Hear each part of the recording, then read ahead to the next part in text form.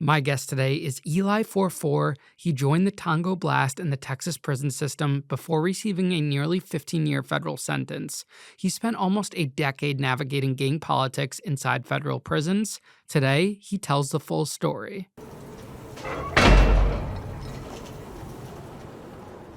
I was born and raised right here in Austin, Texas. Breckenridge. I just, kind of, my early life was like, it was just me and my mom. My father wasn't around. We were moved all over, every 2 years. So it was all over the South Side pretty much. You know, I believe I met my stepfather, probably when I was like about 4. And he married my mom. He was a good man and stuff. Had my little brother. I think a lot of my life, my pain comes from, even though I did have a good mom, my stepfather was knowing that having a rejection from my father. He rejected me when I was 9 years old. I tried to get to know him when my mom was having my little brother, because I was like, he gets to know his father. I would like to know mine. And, he didn't want to have nothing to do with me. I'm grateful for him.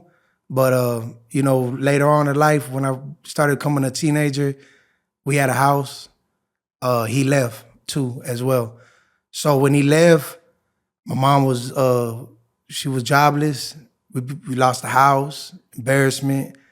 And I could say that's where the street life really took a hold of me. She was gone a lot. I helped raise my little brother for a couple years because she was gone. And just that pain, maybe from that rejection, and then even losing my stepdad, that was hurtful too, because I just felt like somebody else walked out on me. I just kind of just found that love in the streets, and now that I'm older and I'm looking back at it, one thing that all my friends that we had in common was pretty much all of us didn't have no fathers. So we made our own family in the streets, We had a camaraderie, and they call me Eli 44. 44 out here in Austin, we go by the zip codes. I'm pretty sure you know by that. By now. Have they told you that? No, I didn't know that. Okay, so in Austin, we break the neighborhoods up by the zip code. So it's like 787, mine's 44, right? So that Dove Springs area. And so yeah, man, me not wanting to be a bother to my mother, because she was making minimum wage. I had my little brother, also my cousin lived with us. I'm like, man, I'm gonna sell some weed, I'm gonna start doing this, because I didn't want to ask for nothing. And around that same time, I got into poetry, Tupac. That's my favorite artist. Tupac, he wrote the book that Rose from Concrete. And I kind of like mimicked how he expressed his pain. So I was reading it, and I started writing things I was going through. And ironically, I used to tell my mom, Tupac was my dad, because I felt like what he was speaking on, I was learning how to be a man, how a man should conduct himself, respect your mother, we making money, excuse my language, fuck these bitches, and that's what molded my young mind into what I became, and so me just being that young, and even though my mother loved me, she prayed for me, but she didn't have the means to, other than, we did have a roof over our heads, even at times where we might have had to live with another family. God always provided a way, but it wasn't enough. I didn't have the car when I was 16 like some of my friends did, so I just went and got it myself. That's when I started writing. I started getting into music. It was cool, like the music. I was making my name in school. People knew me. I don't know if I would say I was popular, everybody knew me, but I just always was me, I was a presence. I learned real early that a man demands respect. So that's all I wanted. You know, I was forced in situations where we had a fight. They were jumping on some of my homeboys I was growing up with. That's like my family. You ain't gonna touch them. So we all, you know, going with each other. And that's just the type of mentality that we all had to be around each other, you know. And you know, the drug thing was like, of course, my mom's wasn't with it, but I remember a time where she was struggling so bad, and she seen me with like $1,500 in my pocket, and I'm like 15, you know. And she's all like, well, you know, okay, I kind of see why you do what you do, you know? And me being the rebellious person I am, like, okay, she was cool with me selling weed. Now I want to sell crack cocaine, you know? And I just took it to a next level, right? And in the midst of all that, you know, I ended up going to juvenile, did a little 2 weeks, went back, did a month. They put me on juvenile probation. I think, the people, when Katrina had first hit, you know, Katrina had first hit, so this was like 2005. A lot of dudes came from New Orleans down here, and, you know, we was fighting with them. We was fighting with them in school. I got into it with one of the dudes at school. He was like 19, I was 15. I didn't even know he was from there. You know, we ended up getting into it. He got me pretty good, so from then on, I carried brass knuckles with me. I was like, I ain't gonna let nobody do me like that, because I had a big old black eye. I got my respect, though, because how big he was. You know, and it's crazy because even now that was important to me, having that respect. You know, I think maybe me being the oldest son of my family, and knowing that it was my mom and my little brother, I always felt like I had to protect them. You know, so I felt like I had to grow up fast with that type of mentality. You know, even to when my brother's dad would try to come back around, and I know he was playing with my mom. And I'm like, nah, like, get out, like, hey, get out of here. This is my family now. You're not gonna keep playing with us. You know, me having to stand up to somebody I really love, you know, but it's like, it's bigger than me. And it hurt, but it was part of my growth. I had to learn to shut my heart off, you know, and I was real entrenched into the hustling. You know, that's what we're about down here in Texas. Some states a little more into the gang banging. We was just all about the money. Like I said, once again, with Tupac, with the music, we listened to Screw. You know, I got a Screw head tatted on me, DJ Screw. And, you know, that type of music promoted getting high, listening to music, getting money, you know, being a player, having a lot of women, you know. So that's, once again, that's what I was looking for on how to be a man. Okay, a man acts like what they talk about in his music. That's all we had. You know, other than, like, mom's just telling me right and wrong the whole time, but I'm like, you're a woman. You don't know how to be a man. That's soft.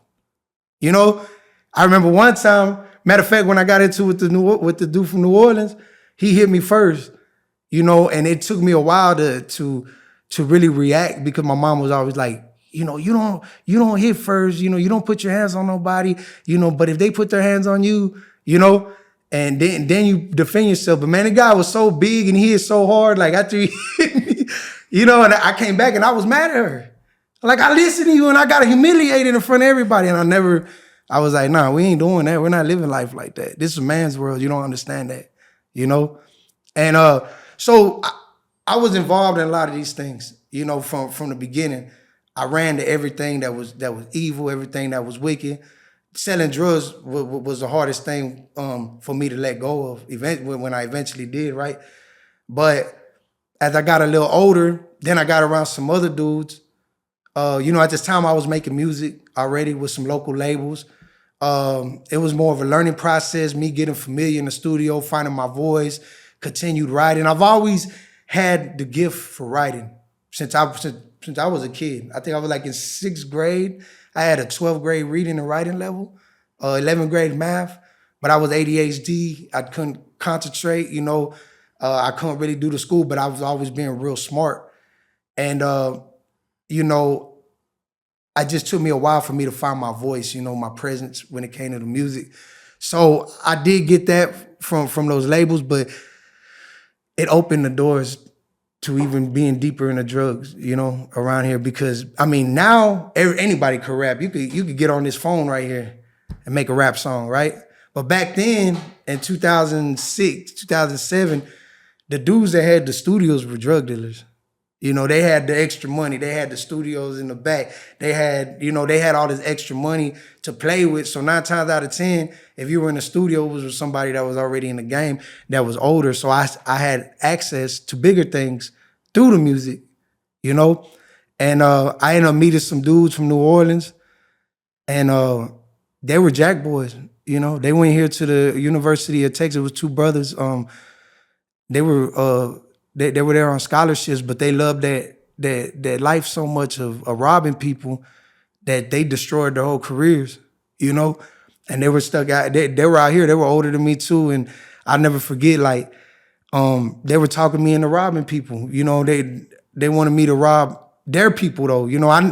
I could say like I never did, because I'm big on morals and principles. Even when I was young, I'm not gonna rob somebody that does right by me, But all of his people, they don't know me, and he would send me in there, and we kick in the door, tie their people up, take their money. He always said take the money and the guns, because what else? What are they gonna report stolen? The drugs, So we won't touch nothing else, And I would just remember, like, I'm telling him, like, man, I'm a hustler, bro. Like I don't do this. This ain't me. And he was like, man, there's gonna be a time when you go to any OG in the game that he told you he had to hit a lick, he had to rob people to come up. It's just a part of the game. So when he kind of told me that, it was like, okay, and we started doing it. We was living that life, and I was getting high. I was like popping Xanax bars, smoking weed, doing coke, stuff like that. But when I went on to do stuff like that, I always made sure I was sober, because I knew how serious it was, And so we was doing that for a while until an incident happened, and we ended up, it was just weird. It was like 5 of us. I found a stash. I didn't say nothing. I tried to break bread with him.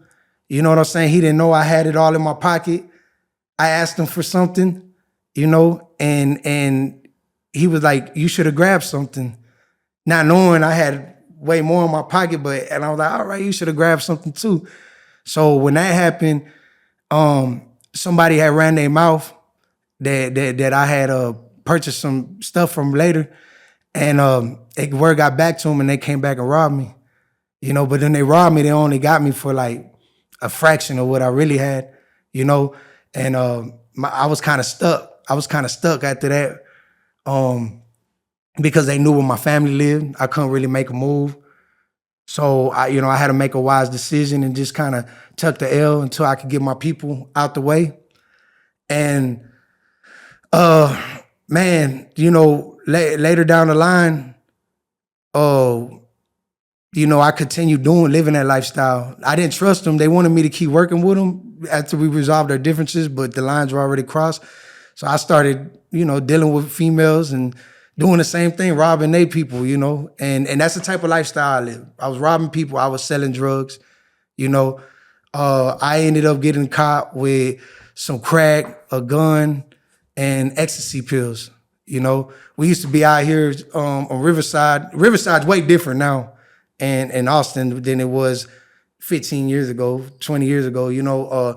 Back then it was real drug infested. That's what we did. Now they cleaned it up a lot. It's more college, stuff like that.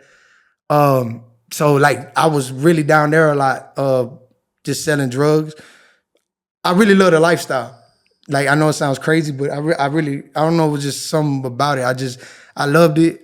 I think maybe I felt acceptance in the streets that I didn't feel from my own family, And I ended up going to state prison. Now, before I went to state prison, there were these guys from my neighborhood about 10 years older than me. And I used to go to these house parties, right? And they had these stars tatted on them, right? And the star just like this. And they were crazy, man. They were out there beating each other up, and I remember him like, man, run my Kodak check, like, run my heart check. And I'm 15, so I'm looking, I'm just like, man, these guys is gangster, like these guys is crazy, And once again, I looked up to violence. I looked up to that type of stuff, and I'm like, okay. And I remember one day one of the guys asked me, he's like, hey man, if you go to the penitentiary, are you gonna blast? And I remember the first thing I thought, like, dang, well, I'm 15 years old. Why you asking me if I'm going to go to the penitentiary, right? But I told him, I said, yeah. He said, real Mexicans from the hood, that's what we do. We blast, right? So I guess I could say, like, from that time, I was one of them youngsters, like, I idolized that prison gang, Tango Blast, you know? I was like, I thought it was cool. I wanted to be a part of it. I'm not gonna say that I want to go to prison, but I knew I had to go to prison to do it, you know? But I guess it was into my mind, like, if I ever go to that place, I'm not coming back without a star. You know what I'm saying? Because I gave my word to somebody. That's how I felt, right? So I was 19 years old. I went to TDC, gave me a 6-year sentence. I did like 2.5 years. Came home when I was 22. You know, I learned a lot in there. You know, it kind of feels like it was like this. You know, but I went in there. I had to get jumped 2-on-1. Got my initiation. Passed my quota check. You know, put in work. Did whatever they asked me to do. They was all about breaking people in there. You know, where I was at, they was all about, because there was so many of them. They was trying to, you know, people getting their jaws broken, teeth knocked out their mouth. You know, we would do a thing like if this guy comes in and says that he wanna blast, he wanna be put on for the city, we put him on a 2-week probation, and during them 2 weeks, we're trying to break him. Meaning, you know, like he could have this soda right there on his thing, would be like, hey, let me get that soda. And he'd be like, nah, that's my last soda. Man, give me your soda. So once you take it, if he don't fight for it, he a hoe. You ain't no good. And we gonna beat you up. We gonna line you up and beat you. That's just the culture, right? And it's crazy because as soon as I got there, I got into it with my homeboy. I put my bag down, I went to go eat. I got into it with a homeboy from Houston, you know? And I didn't even know, but I already knew what it was. So I was like, man, what's up? Like I called him out in front of everybody. And then we ended up going to rec. They were like, hey, you know, he wants to blast. You know, he wants to represent for his city. Oh, where you from? From ATX, from Austin. It was predominantly Houston over there, you know? And but they're like, all right. And they're like, hey, will you call the homeboy out? It's like, I ain't know he was a homeboy, but you know, hey, well, man, a pill call, y'all gotta, hey, they told a pill call, you gotta go over there and look at him. He called you out in front of everybody. He's like, all right. I didn't know what pill call was. I was like, pill call, what's that? You know, that's how fresh I was, right? You know, for those of y'all who don't know, pill calls is where they do a move so you can go get your meds or whatever, right? That's a chance for people to move around in the prison. So yeah, we got our shake, we got our fight or whatever. I learned some things. I learned what we stood for exactly. You know, they always said if you're Tango Blast, you know, it was like nobody was gonna tell you what to do. You do what's in your heart. You know, there's no shot caller, or, you know, because there's one thing I do see on a lot on the internet. You know, a lot of people I feel like some people try to make it more than what it is, when in reality, we was here to make sure just that we can get home, you know, because before we came, you know, a lot of people weren't making it home. Like, you were falling out the city and some guy that thinks he's somebody is gonna tell you, hey, you gotta go stab this dude. You know what I'm saying? And hey, I just made parole. Man, it don't matter. You gotta do it. And so we put an end to all that. You know, we really made the prisons a better place, like, in all honesty. And I see, you know, like I said, I'm on the internet and I see a lot of people say this and say that. You know, it's internet, but for what we stood for in the beginning, you know, it was just all about us making sure we get home. Nothing more, nothing less. Now, of course, once you got the power, you know, and influence and stuff, some people get big in their heads, or, you know, if you don't have the right person with the right influence, they're gonna call, you know, the wrong shots. And not necessarily the shots, because like I said, everybody gotta be in agreement. But I mean, look at America. Look at the politics of America. You know, it's all about influence in that White House. You know, they're gonna say, oh, we're all equal, but they're not. They got speakers of the House. They got the president, they got the vice president, you know, and it's all about favors and things done behind, and then it all comes into a vote. It works the same way in prison, and I've seen it. You know what I'm saying? And a lot of times, you got to learn what's right and what's wrong, you know?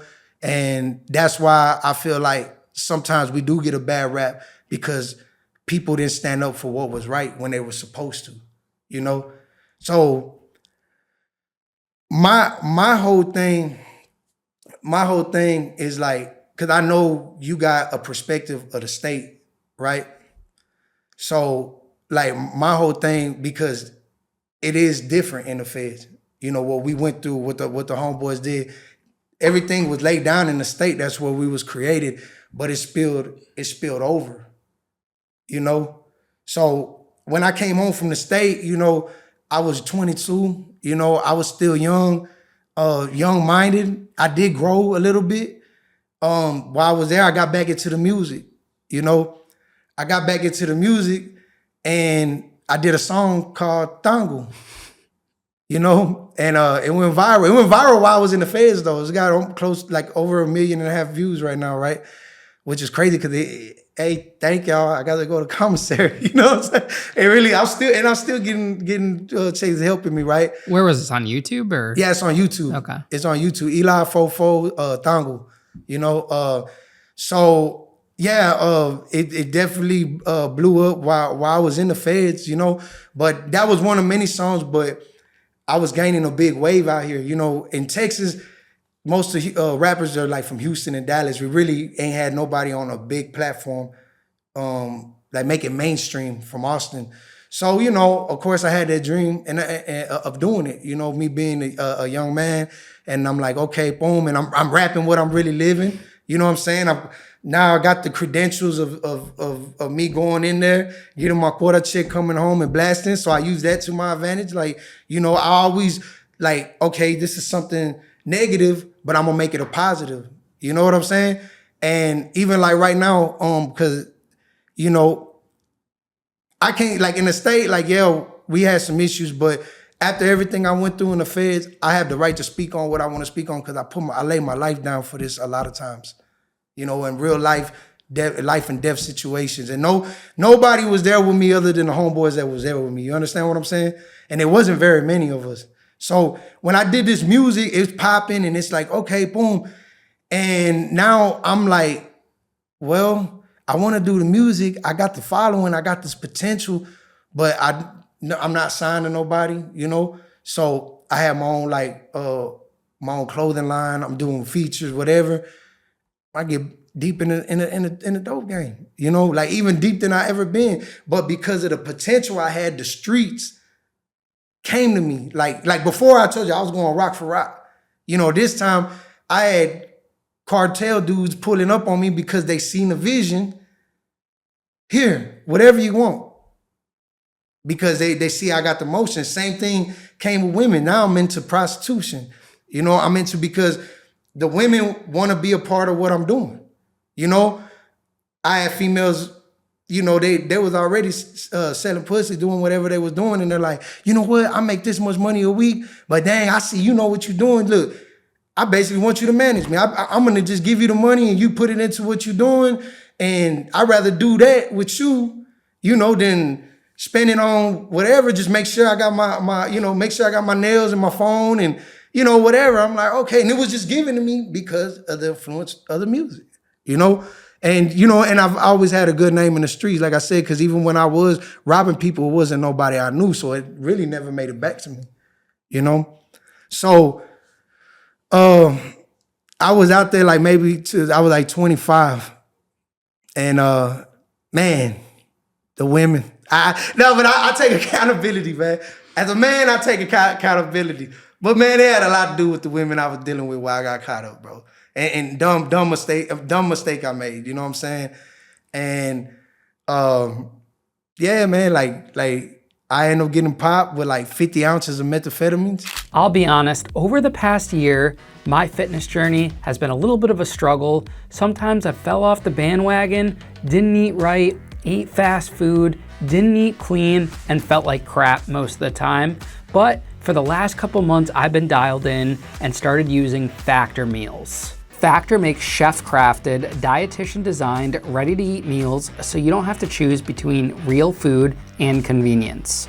Factor meals are ready in just 2 minutes and require no prep and no cleanup, so even on the days your schedule is completely out of control, eating well is still achievable. Mondays are my favorite day of the week because that's when we get Factor delivered straight to the Locked In with Ian Bick studio, where all my guests and my employees, me included, get to enjoy Factor meals throughout the week.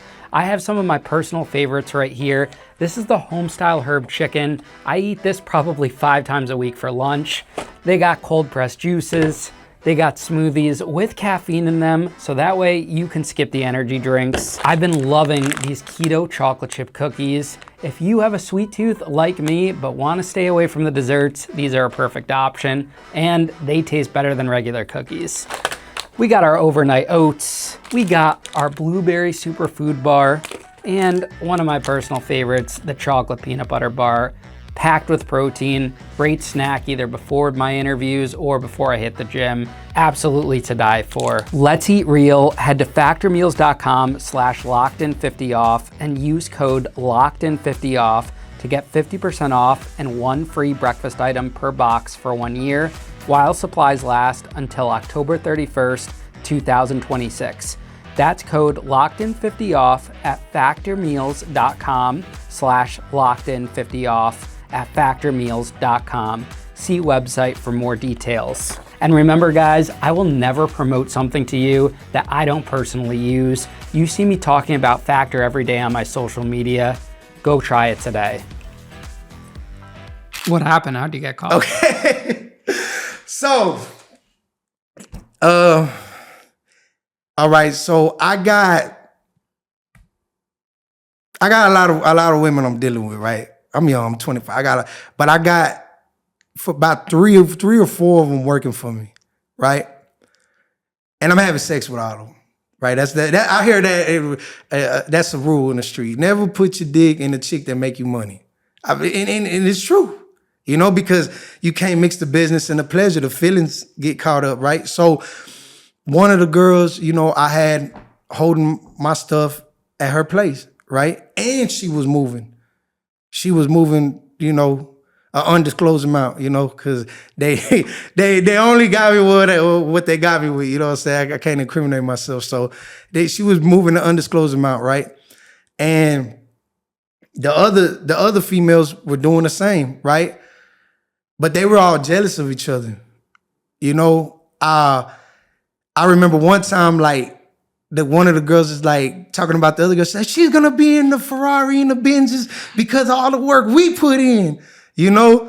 And I'm just laughing, but I'm like, but you making money too. Like, don't just act like, you know, I'm making sure everybody eating, so don't just act like you just breaking your back for free. You know what I'm saying? So I always felt like as long as I made sure my people was eating, wasn't nobody gonna tell on me. You know, I figured that, you know?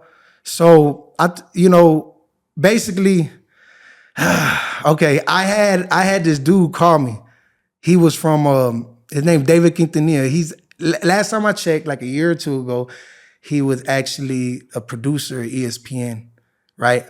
He calls me out the blue and he's all like, "Hey, I want to do a reality TV show on you." Because at this time, like I'm doing shows with Kevin Gates, Lil Boozy, Webby, like you know the hottest artists at the time. You know, all the Texas dudes. I got the hottest features from all the like hottest Hispanic Texas dudes at the time. So he's like, "I want to do a reality show on you." You know, he's like, "Look, I'm gonna fly in from Hollywood. We're gonna follow you around, you know, for a couple months or whatever, and you ain't gotta pay for nothing. I got a camera crew. We're gonna get all of this together and shop it to a bigger network, right?" So I'm like, okay, like I'm all for it because we're already going in the strip clubs, turning up, throwing money. We're making a big scene everywhere we're going. So I'm like, what better to have a camera follow me around everywhere, right? So the next day I'm supposed to meet with this guy, right? And I had got into an argument with my main girl, right? And like I messed with the meth a little bit, you know what I'm saying? I would swallow it, right? Because I was big on popping ecstasy pills, right? And when I went to TDC, I told you I was for ecstasy pills. Well, they actually charged me with methamphetamine. So that's what was really in the ecstasy pill. It wasn't ecstasy, it was meth. So I'm like, well, why even pop these pills and I don't know what's in it? But at least I got all these kilos in the closet. I know what I'm doing, so I just take, you know, so I was on that, right? So I had popped the shard, you know, And the night's coming, and I'm like, dang, this guy's flying in tomorrow. I need to go to sleep. I don't want to go in this interview looking crazy, you know? So I take some Xanax pills, like an idiot, man. The Xanax ruined my life. I take some Xanax pills, and I ended up, what would I end up doing? Oh yeah, I go to the studio because I was just finishing an album. So he's mixing and mastering everything. I'm just sitting there. When we come back, the girl that's holding on my dope, she's in there with another guy, which is actually my op, you know what I'm saying? Because of his affiliation, you know, I mean, we beef in the prison, you know, with Texas Syndicate, you know what I'm saying? So he's actually in there with her, you know? But, you know, I can't, like every homeboy out here feels like if the stuff carries on out here. Me personally, it don't carry on out here for me. At prison, if I see you, I gotta pop you. That's just what it is. I gotta pop you, right? But I'm out here in the world, like I'm trying to, even back then, like I'm like, man, bro, like I'm out here, like if you want the smoke, we gonna give you the smoke. But at the end of the day, to be honest with you, he was already doing something with that girl where she was gonna make some money. She was gonna break me off half. So I didn't even have a problem. I'm like, that's cool. Like they knew who I was, I knew who they was, but it made this situation that much more tense, right? Because now when I go in there, you know, she's mad because a couple days later, I'm laid up with my main chick, who I told her I wasn't gonna go over there with no more. And I'm like, man, she's trying to get some work from me. And I'm like, man, just hold on. And she's all like, nah, I'm like, man, this is my stuff, just hold on. So she sees that I'm in there with the girl. So for her, she was spiteful. She's trying to get me jealous, right? Or whatever, right? So I got the key to her apartment, you know, but the top door is locked, like the top lock. So what I'm trying to do, because I'm so messed up, is I'm trying to go in the house and go to sleep in the other room. I don't care what they got going on. I just need to go to sleep because I know I'm messed up and I shouldn't be driving because the Xanax already kicking my ass, right? So once the top lock is locked, I go to the window and I knock on the window.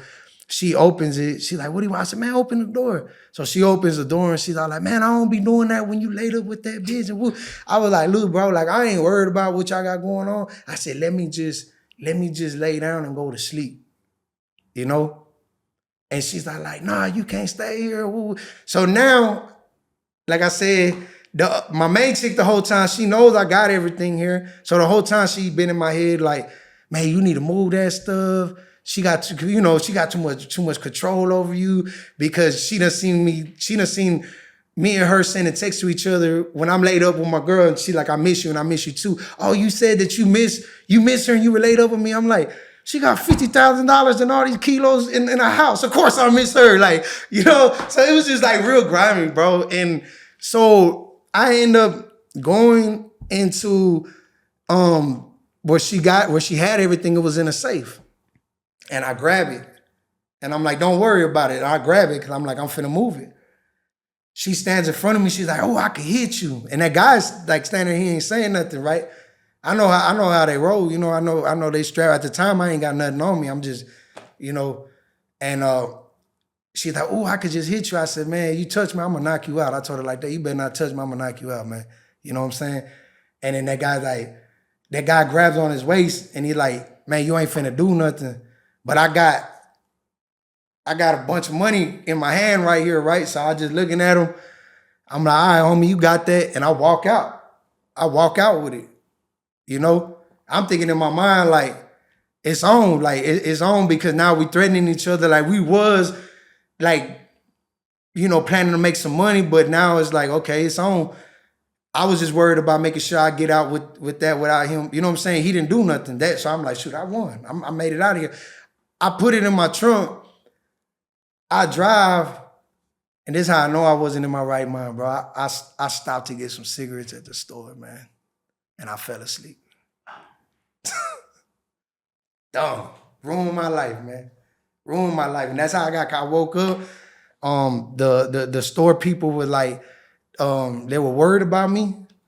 They did a welfare check. The police came, seen who I was, patted me down. I had a little Xanax pill in my pocket. That was it. Put the drug down. It was it. It was over with. Wait, so why did they search you? Because they searched you while you were passed out? Yeah, because no. I was passed out, but they were hitting the window. You know what I'm saying? They were hitting the window, so well. Why does that give them cause to search you? I don't get it. Well, I gave them a wrong name. Oh, so you lied to them. Because I wasn't supposed to be driving anyway. Why couldn't you drive? Because I had just did 6 months state jail, right? And it was for a DUI. Oh, you went back to jail after getting out. Okay. Yeah. But I did like 6 months in the state So what was jail. that, like your third DUI? I thought you don't go to jail. No, that was my first one. Oh, but because you had criminal history, okay. Yeah, and because it was my first one, I wasn't supposed to drive. You know, I wasn't supposed to drive. So when they did that, it was just a dumb situation, man. And that's why I like them drugs. Is like, kids, don't do drugs, man. I hurt myself doing drugs. Like, even selling drugs, of course. But man, like even then, like the way I got caught, like my chick was like you a mastermind. Like, ain't no way you was supposed to get caught like that, because the way I was moving. Yeah. But I made a stupid mistake under the influence. Like I would have never. First of all, I would have never stopped at that store. You know, I would have never. I knew better than to stop at the store, but I stopped at the store. So, and then at the end of the day, you know, I believe in God too. You know, and as much as it hurts me to say, because I went through so much, you know, I believe like He probably intervened to save my life. You know, because the route I was going, you know, to be honest with you, I don't know if that girl got me. Because when the feds opened it, they said wasn't no money in there. You know what I'm saying? Or if the feds got me, feds might have got me, or the APD, because APD is the one that opened it first, really. You know what I'm saying? And I've been had APD rob me of money before, you know? So why did the feds get involved? Because of the amount of drugs. Oh, so they kicked it up to them? Mm-hmm. The feds picked it up, and then I was already being investigated as far as me being a gang member, and you know, just like that's another thing. Like, if you're gonna rap and be in the public eye, it's not smart to sell drugs when you do it, because you already got everybody watching you. You know, so like my name was really hot out here. You know, like really hot. Like I remember I would walk in with this I was serving this lady, you know, and she's like, man, you look real familiar. And I'm like, I don't know, you know. I walk in, and then her 13-year-old son's on the couch, and he's like, Eli Fofo, what are you doing in my house? And I'm like, oh, I just had to talk to your mom real quick. And so it's like, bro, like, you know, they already knew who I was, what I was doing.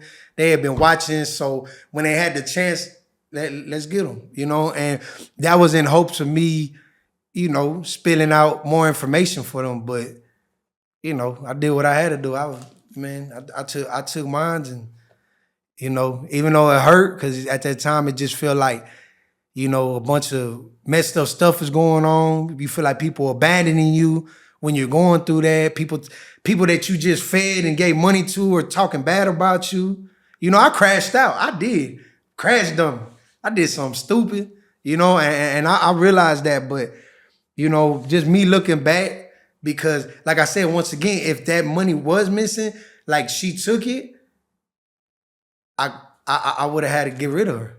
You know what I'm saying? Like, for real. You know what I'm saying? Because I couldn't take that loss. You know what I'm saying? And the caliber of people that I was dealing with, you know, it wasn't, we could talk now. Like, I would have had to got rid of her. So I do think about that. She's dead now. You know what I'm saying? The girl's dead. But, I mean, it ain't got nothing to do with me, though. But she died while I was in prison. But, you know, and I still got love for her regardless, man. You know what I'm saying? Well, whatever it is, because she was staying up all night smoking and stuff, you know? So, and I known her since we were young. So, you know, but man, drugs that have you hurt the people that you care about the most, you know, especially when you're addicted to it. Are you trying to lose weight this summer? If so, Weight Loss by Hims is here to help. Hims offers access to an affordable range of FDA-approved GLP-1 medications, including the Wegovy pill and the Wegovy pen, designed to help you lose the weight and keep it off with support every step of the way. One of the biggest reasons people are turning to Hims is the results. When combined with diet and exercise, Wegovy at Hims can help you lose up to 20% of your body weight. It works by helping regulate your appetite so you naturally eat less and have an easier time keeping the weight off. And if you're not a fan of injections, Hims also offers access to the new Wegovy pill, so there are no needles needed. Ready to reach your goals? Visit hims.com/lockedin to get a personalized, affordable plan that gets you.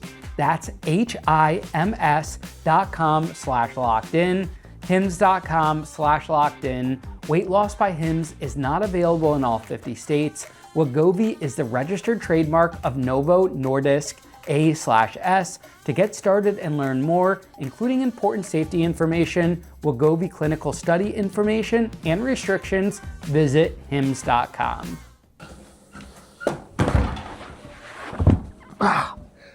That's it. I'm switching to Hims. So now you weren't worried about your connections, your cartel connections, when you got arrested? I mean, yeah, they like, because the way we were doing business was like, you know, it was like I was moving, but whatever I was getting, they were, you know, consignment back. So like, yeah, there was an issue in the beginning, you know, it really, really was. And they was trying to like press up on my family, you know? And man, that's a big part of why I said it was so, like, when it came down to like, I'm not gonna snitch, right? But I'm not gonna snitch on people that are trying to extort my family, right? People that are trying to press on my 60-year-old mother, right? But I'm not gonna snitch on them, right? And it was like, because that's not me. I'm not gonna do it. I don't care what you did. You could be a hoe.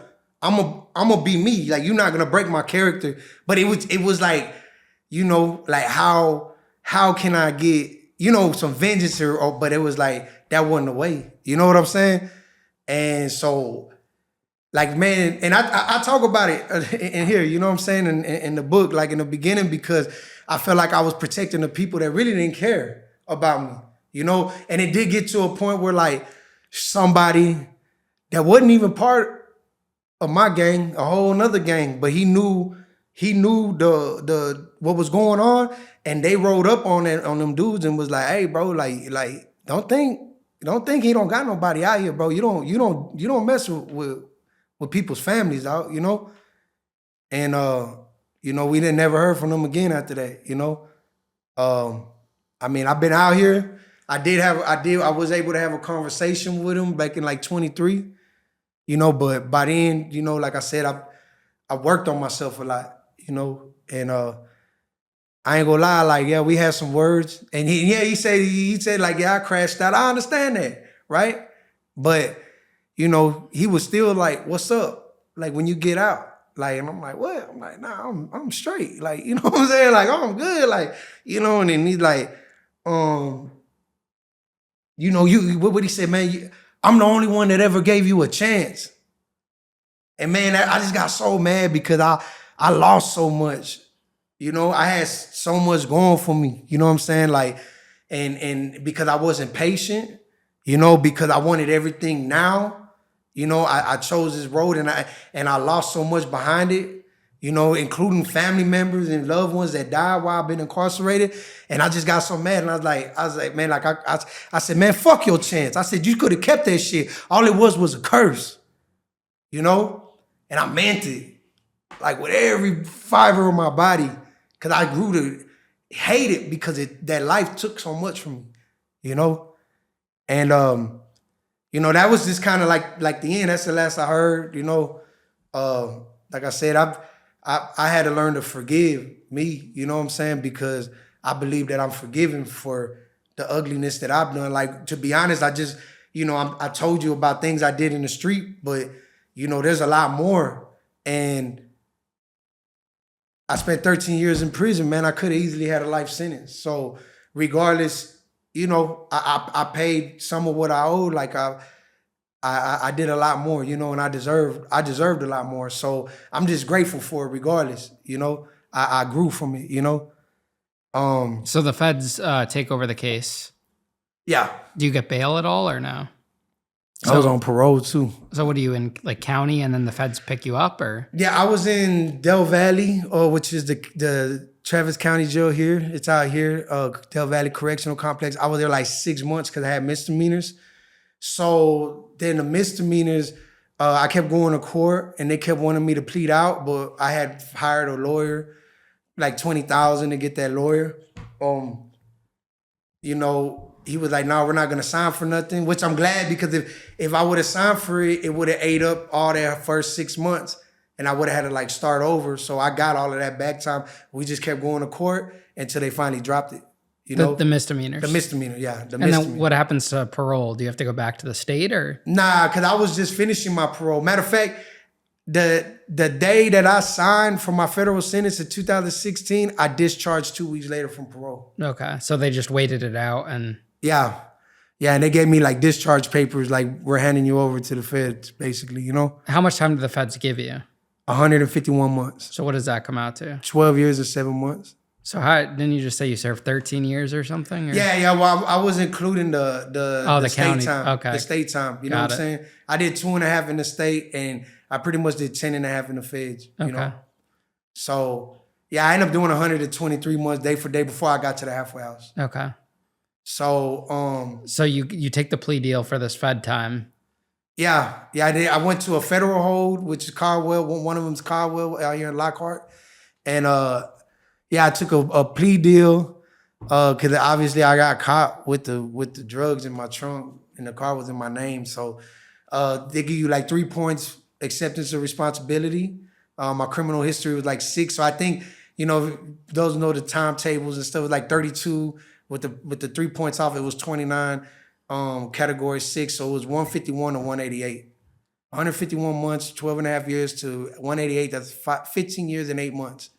So that's where I landed in. And you know, I had a lot of community support though, because regardless, you know, what I was doing, I still, like, you know, I would go to the kids' schools, Mendes Middle School, Fulmore, pull up, give out CDs, T-shirts. Some of the kids still remember from then, you know, be involved in different things. You know, like I try to clean my face up for the evil I was doing, like a lot of people do. I think like the Robin Hood effect, you know.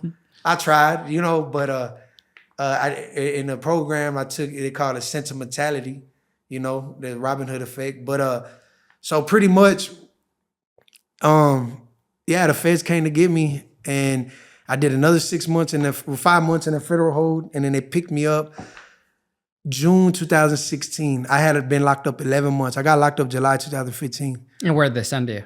To Beaumont. I was at Beaumont Medium in 2016.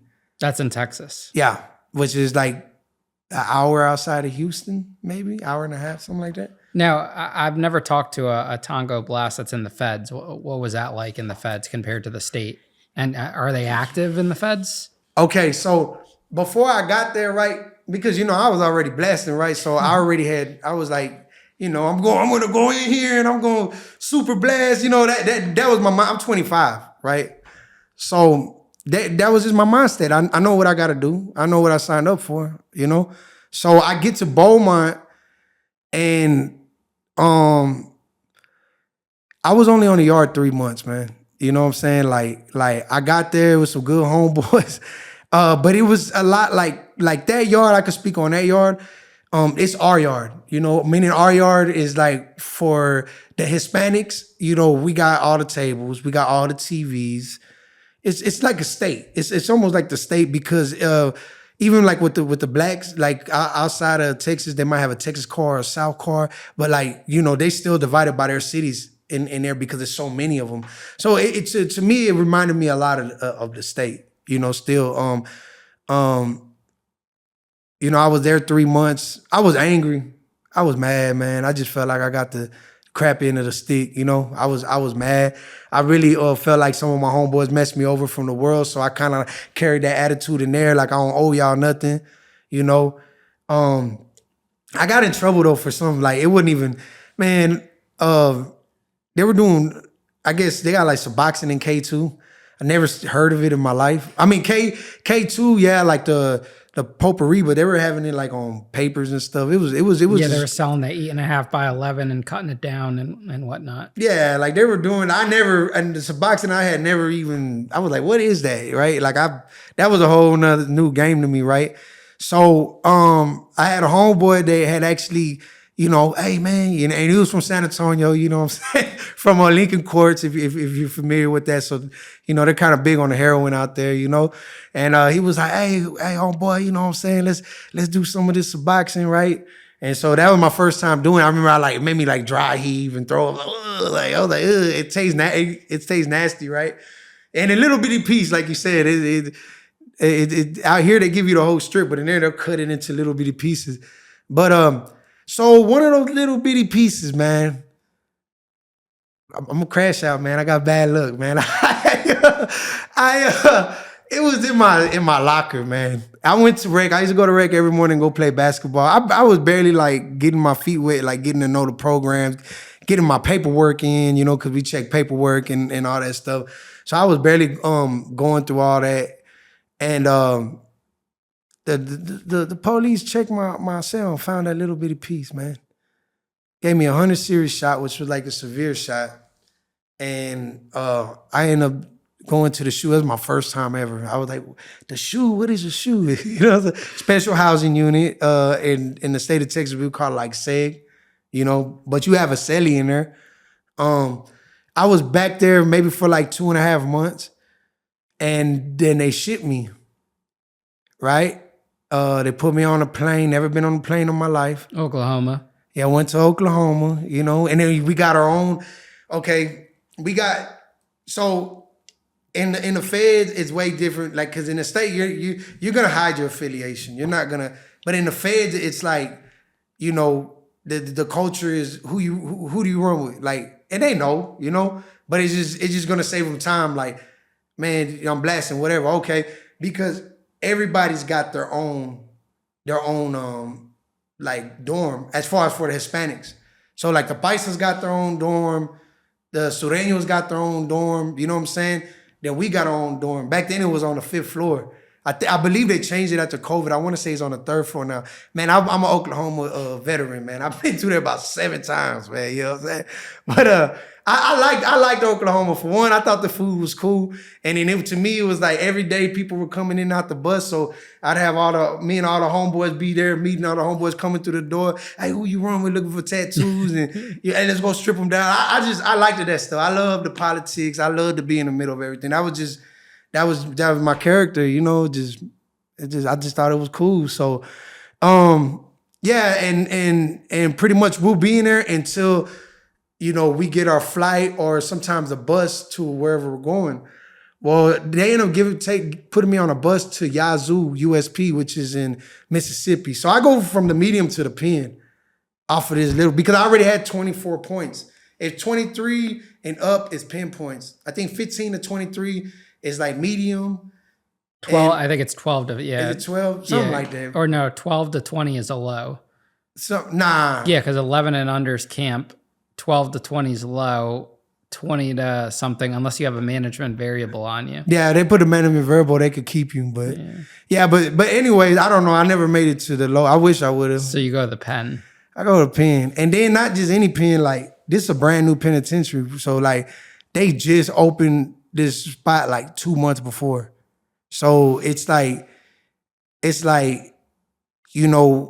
still like, this is our TV, these are our tables. And what made this place so different is because there wasn't no Paisas there,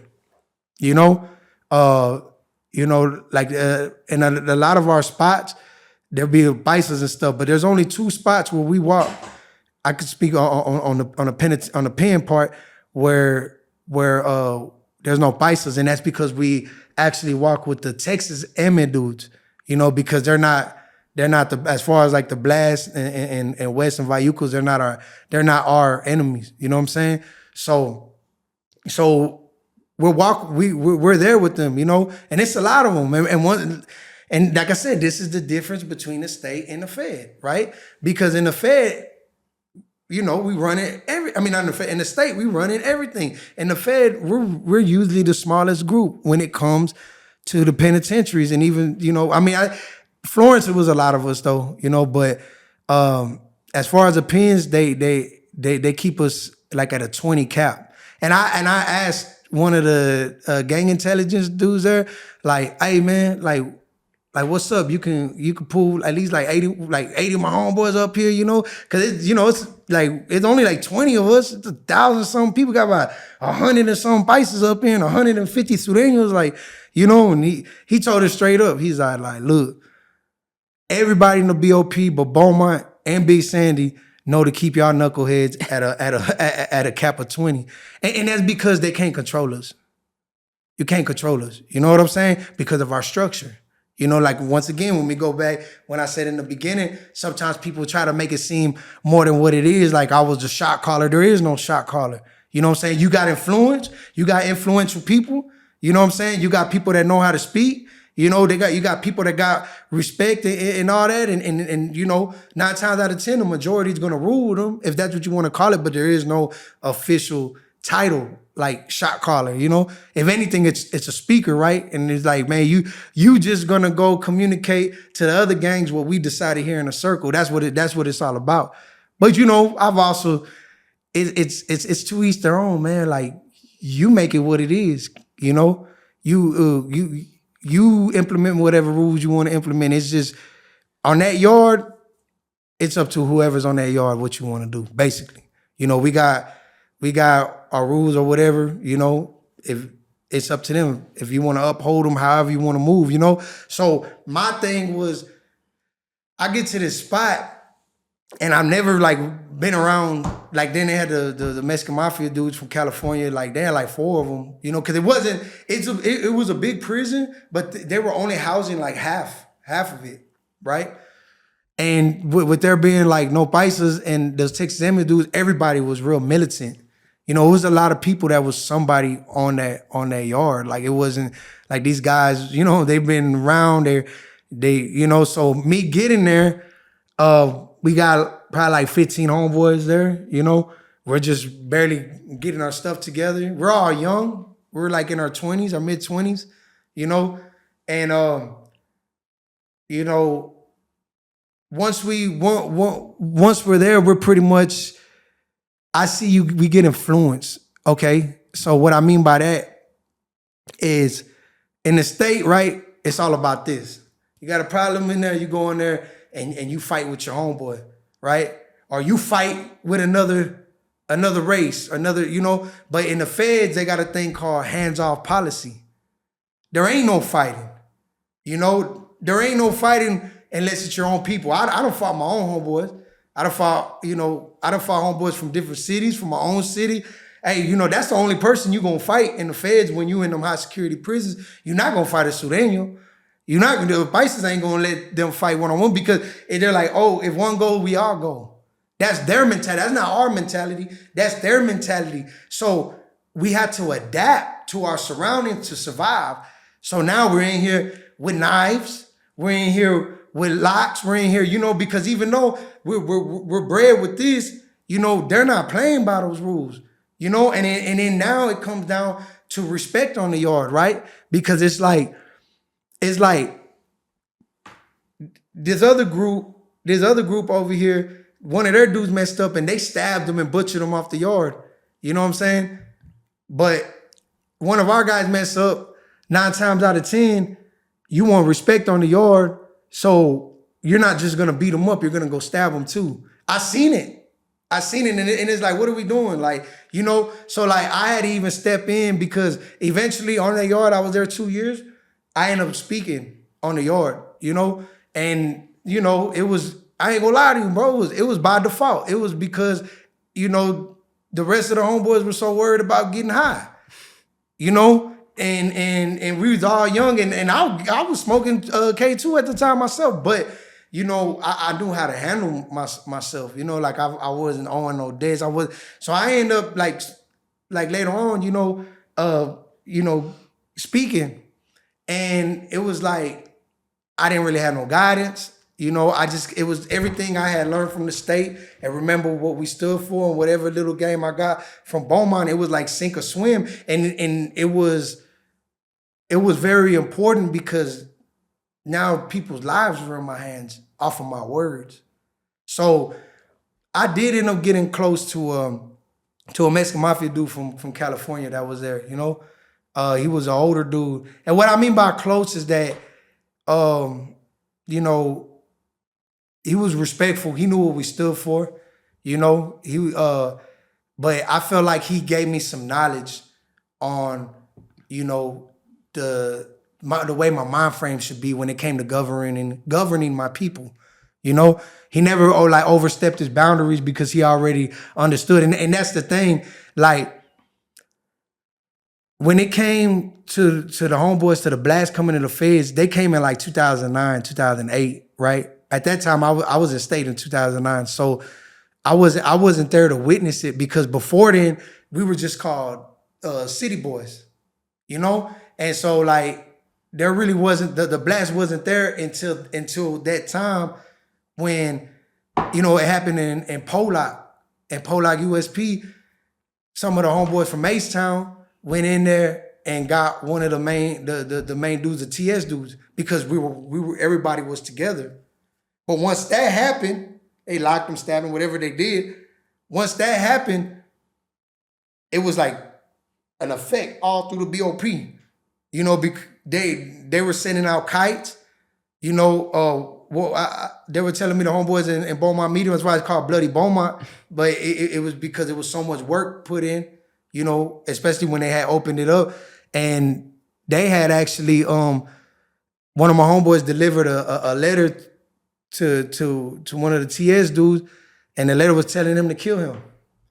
And so like they waited for the first move back to the rec yard where they could still stay out. A lot of my homeboys went in, all of them stayed out, and they were the greater number, and they were able to get them a Beaumont. So when that happened, it just went all over the BOP, and that's why it is the way it is now. At the same time, ironically, the Paisas and the Texas Airmen were getting into it real bad.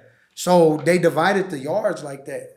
You know, if you go see, we got the majority of the yards, but it's usually us with the Sureños and the Paisas.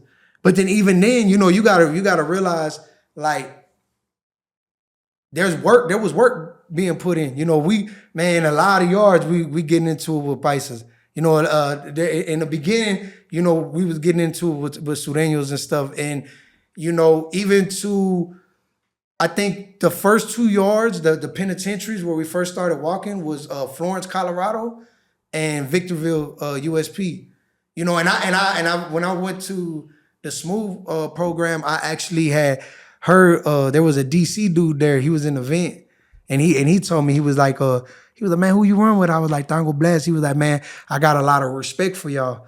And I was like, yeah. He goes, man, you know, when y'all were at Victorville, it was like 100 and something Sureños, and maybe like only 20 of y'all, they were trying to press y'all to check y'all's paperwork. You know what I'm saying? But your homeboy said, okay, well, we got to check y'all's paperwork.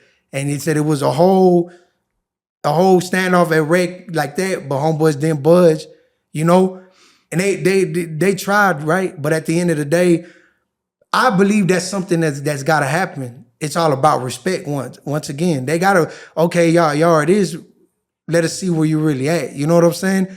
And it, like now, like, we got to understand it. And that's why I am proud to be a Tango Blast, especially when I was locked up, because I seen it. Like when it came for the Hispanics, you know, the majority of the Hispanics on the yards I was at, it was like, you were either like, more like on the same program as the Sureños, like there's Arizona, there's New Mexico, you know what I'm saying? I got good relationships with them, but at the end of the day, they're all locked in on with the Sureño program together.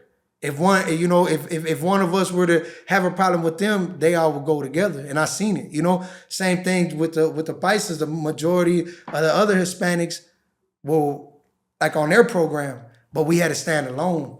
Us being from Texas, you know, and even a small number. But so that's what I'm saying is like, it was way different. It's not just, oh yeah, I vote, go smash them and y'all go beat the hell out of somebody and that's it. It's like, no, bro, like you gotta learn to communicate right. You gotta learn to problem solve. You know, if there's an issue, I have to go and talk to this other guy Because if my guy's wrong, he's in the wrong, and we're gonna take care of it, but we're not gonna let you touch him.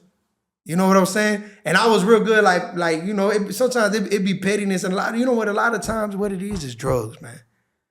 These guys cannot pay their drug bills, and that's why I got so burnt out. Like especially towards the end, bro. Like I was like, bro, like I'm a grown man, bro. I'm not finna babysit you. Can't pay your bills. But then you having all these standoffs with other gangs and races. So it's like, bro, when we keep talking to you and you can't pay we're gonna get rid of you. You know what I'm saying? We just gonna get you out of here, bro. Because at the end of the day, you don't care about us. You just worried. You got that demon on your back. You know what I'm saying? Same thing. That's what I'm saying. I see what drugs could do to people, you know, firsthand. So ruin their careers and everything. So that was like my introduction being there, you know? And like there was times like, especially like, man, like I think right at the beginning, somebody had like they stole one of my amps off of I had an amp and it was plugged into the MP3, right? Somebody had took it. And I'm like, man, so I'm making announcements. Hey, does anybody? And ain't nobody saying no. I had a homeboy, right? His name's Slim. I don't know where Slim at, man. Shout out Slim, man, from Dallas, man. I had a homeboy, Slim. He goes, he be moving. He be in everybody's cell, man. He everywhere. So I'm like, hey, homeboy, look, I'm looking for my thing. You know what it looks like. By the end of the night, he comes to my cell and he's all like, hey, homeboy, this guy got it. It was a GD dude. You know what I'm saying? This guy got it. I said, what? And I knew him. So I just go tell like the other Hispanic dudes and the homeboys, I'm like, hey, look, bro, we finna run down on this dude and go get my stuff back. You know what I'm saying? So we come out the cell and I walk in on him, right? I walk in on him and it's sitting right there.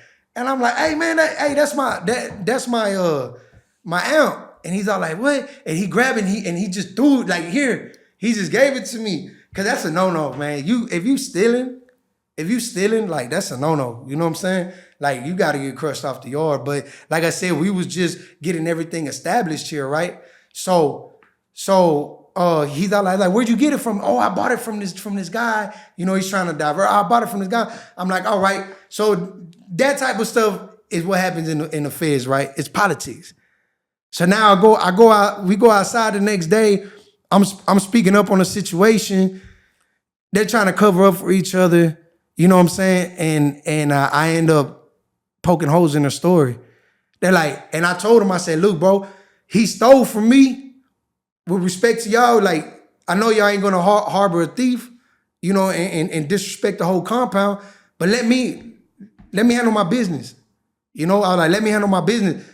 Oh man, you know, we can't, that's what it is, we can't. I was like, they were like, look, just let us holler at him real quick. So I walk around the thing one time, the lap, and I see they go by, they waved, I don't know how they waved the guard tower down. They took a knife from him and they just walked him up like that. Like it's called checking in. They checked him in like that, you know? So we was like in situations like that, bro. And you know, I remember though the black hand, he was upset about the situation. And like I said, cause we're setting rules. This is and he's all like he says, you robbed that man of his get back. He's like, if somebody steals from one of mine, I want him dead. You know what I'm saying? and that's the mind frame. That's really what it is. Like if you stealing, you're gonna get buzzed, not just with you know, with your hands or whatever, right? So here's the thing. Now we had an agreement, right? At this time, even though I spoke on my situation, I wasn't officially the speaker yet. I ended up officially speaking after this guy that was speaking for us at the time was, right? But I was like, this is my situation, I'm gonna speak on it.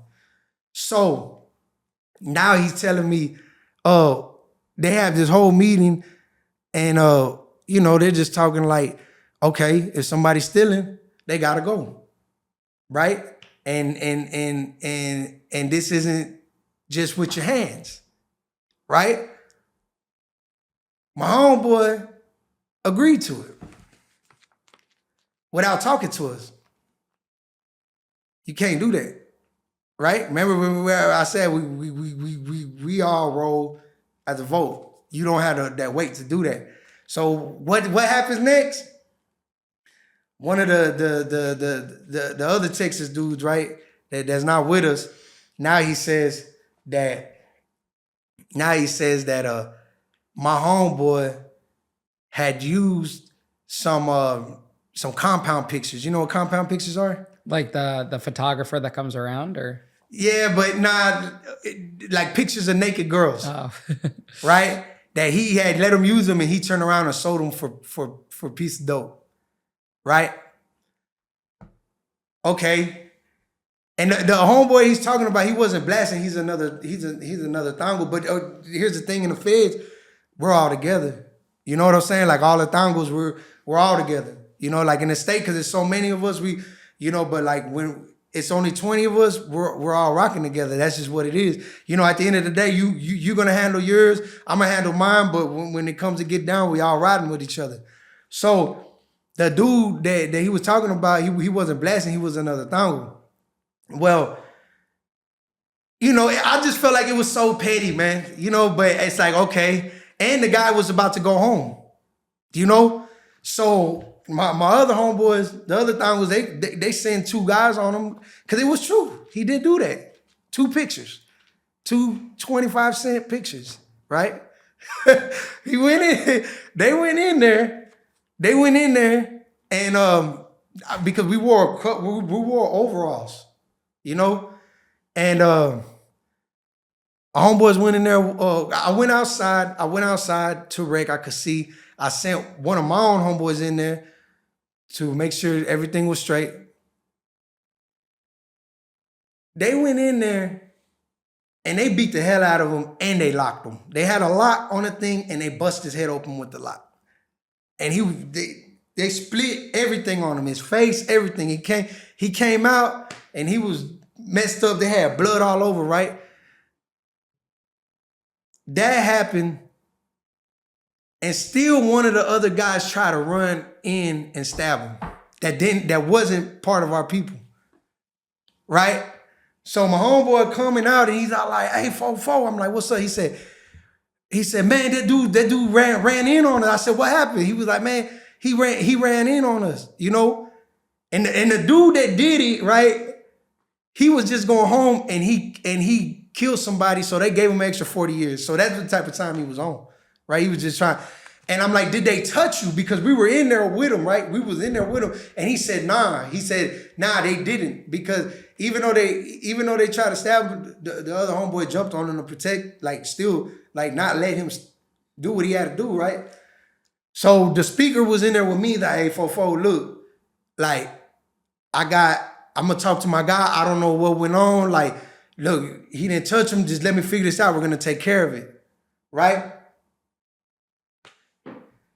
I'm like, "All right, man," because I mean, I'm just looking at it like ain't nobody get touched, but it is a disrespectful thing that you try to come in and interrupt our business, even though he stole from you, but still that we're taking care of our business, right? So the next day, right, and this is what I mean. There's a group of Texas people. They had a whole alliance with all the other Texas gangs, right? Whites, other Hispanic Texas gangs. They were all back because Cali got their alliance. You know, Arizona, New Mexico, whatever. You know what? So this is what it was at their yard, right? And we were just right there because we couldn't choose sides. I couldn't. Me being the speaker of that yard is very important because if you make the wrong decisions, you make the wrong alliances, and your name is on it, you're gonna get it everywhere you go. You know what I'm saying? I'm like, no, and it's like I said, like 15 of us, right? So I'm like, so the next day we come out, right? And I tell all the homeboys, "Man, strap up." We all go out there with knives, and we go inside the rake yard. And I put my back against the fence. I put my back, and they got their back against the fence. That's probably like 20 from this group, 15 from this group, and 20 of them. It's probably like about 55 of them and like 15 of us, right? And I just told the homeboy, "Look, bro, no matter what, Do not take it back off that fence, bro. But just, you know, so the homies up there speaking, but they're not coming to no type of conclusion, right? And then the other speaker for the other Tango was also up there. They called me up there. And pretty much because they lost this particular Tango, it was only like 3 or 4 of them, right? Because it's only 15 of us, you know, and about like 7 of us blasting. So it's only one of that Tango left, right? And the dude tells him, we don't got no problem with the blast, but if these other Tangos want to go to war, what's up? And it's only him by himself. And he's and I'm like, hold up, bro. I told him, I said, hold up. I'm like, look, because I know how they roll. I said, you saying what you saying because it's only one of that particular group right here, right? I was like, but that ain't gonna happen because I know you not gonna go in there one-on-one with him. You're not about to do that. You know, because that was their main dude too. You know, they got all these other youngsters willing to make a name. They not about to do that. I was like, nah, like, y'all ain't gonna do that. And so then, you know, they try to divide and conquer, you know? And then they're like, man, 4-4, they always say they ain't your homeboys. They ain't your homeboys because they ain't blasting. Why you sticking up for them? I said, look, regardless of what they say, at the end of the day, they still a Tango, they still homeboy to me. I'm not gonna turn my back on them because then I feel like, oh, it ain't gonna go down like that, you know? And man, they ain't touch them on account of the word spoken. And that's what I'm saying. Like, I got into some stuff, man, but I've really learned to be able to use my communication and my words because, you know, as a man, there shouldn't be nothing that you can't talk about. You know, every war that you win, if you had to use violence, you still lose. You know, but if you could prevent something, the black hand dude that I was saying that I talked to, he told me, and this is something that always stuck with me. He said, your job and your leadership position is to make sure you keep the peace at all costs, as long as it's honorable. And that's the big thing, as long as it's honorable, meaning you can't go out here losing respect. Sometimes you got to do what you got to do, especially in prison. And in the world, it's like, man, forget what people think, man, because they're always going to say things. But in prison, man, all you got is your name, you know? And they look at you like you're weak, and it's like, bro, like you're not gonna survive long. You know what I'm saying? So it even goes for the name of your group. You can't have your group look weak because of decisions that you're making. And that was a big thing. And that's why I say, like, God really blessed me where I've been in a lot of situations like this, but I was able to stand on business and really like get to the bottom of the solution, whatever it was. And like I just said with these dudes, that whole situation, I'm just like, look, bro, at the end of the day, you know, they were like, we just had this agreement and, you know, they wanted us to use a knife. Man, the dude used a lot. You know what I'm saying? Bust his head open, bro. Oh, no, but you, at the end of the day, though, you can't tell us what we can or can't use. That's what this whole thing is about. And you know that because you from Texas. But just, you know, we ain't going for that, bro. You know what we represent. This is the whole thing why this was created, bro. So people like you couldn't tell us what we can and can't do, bro, because we're going to handle stuff the way we want to handle it, but best believe it's going to get handled. Every single time it's going to get handled, you know? So, like, that was like just one of many, you know? And that was at that particular spot. But I did get to learn a lot. And I think, man, like, I lost myself for a minute in the middle of it.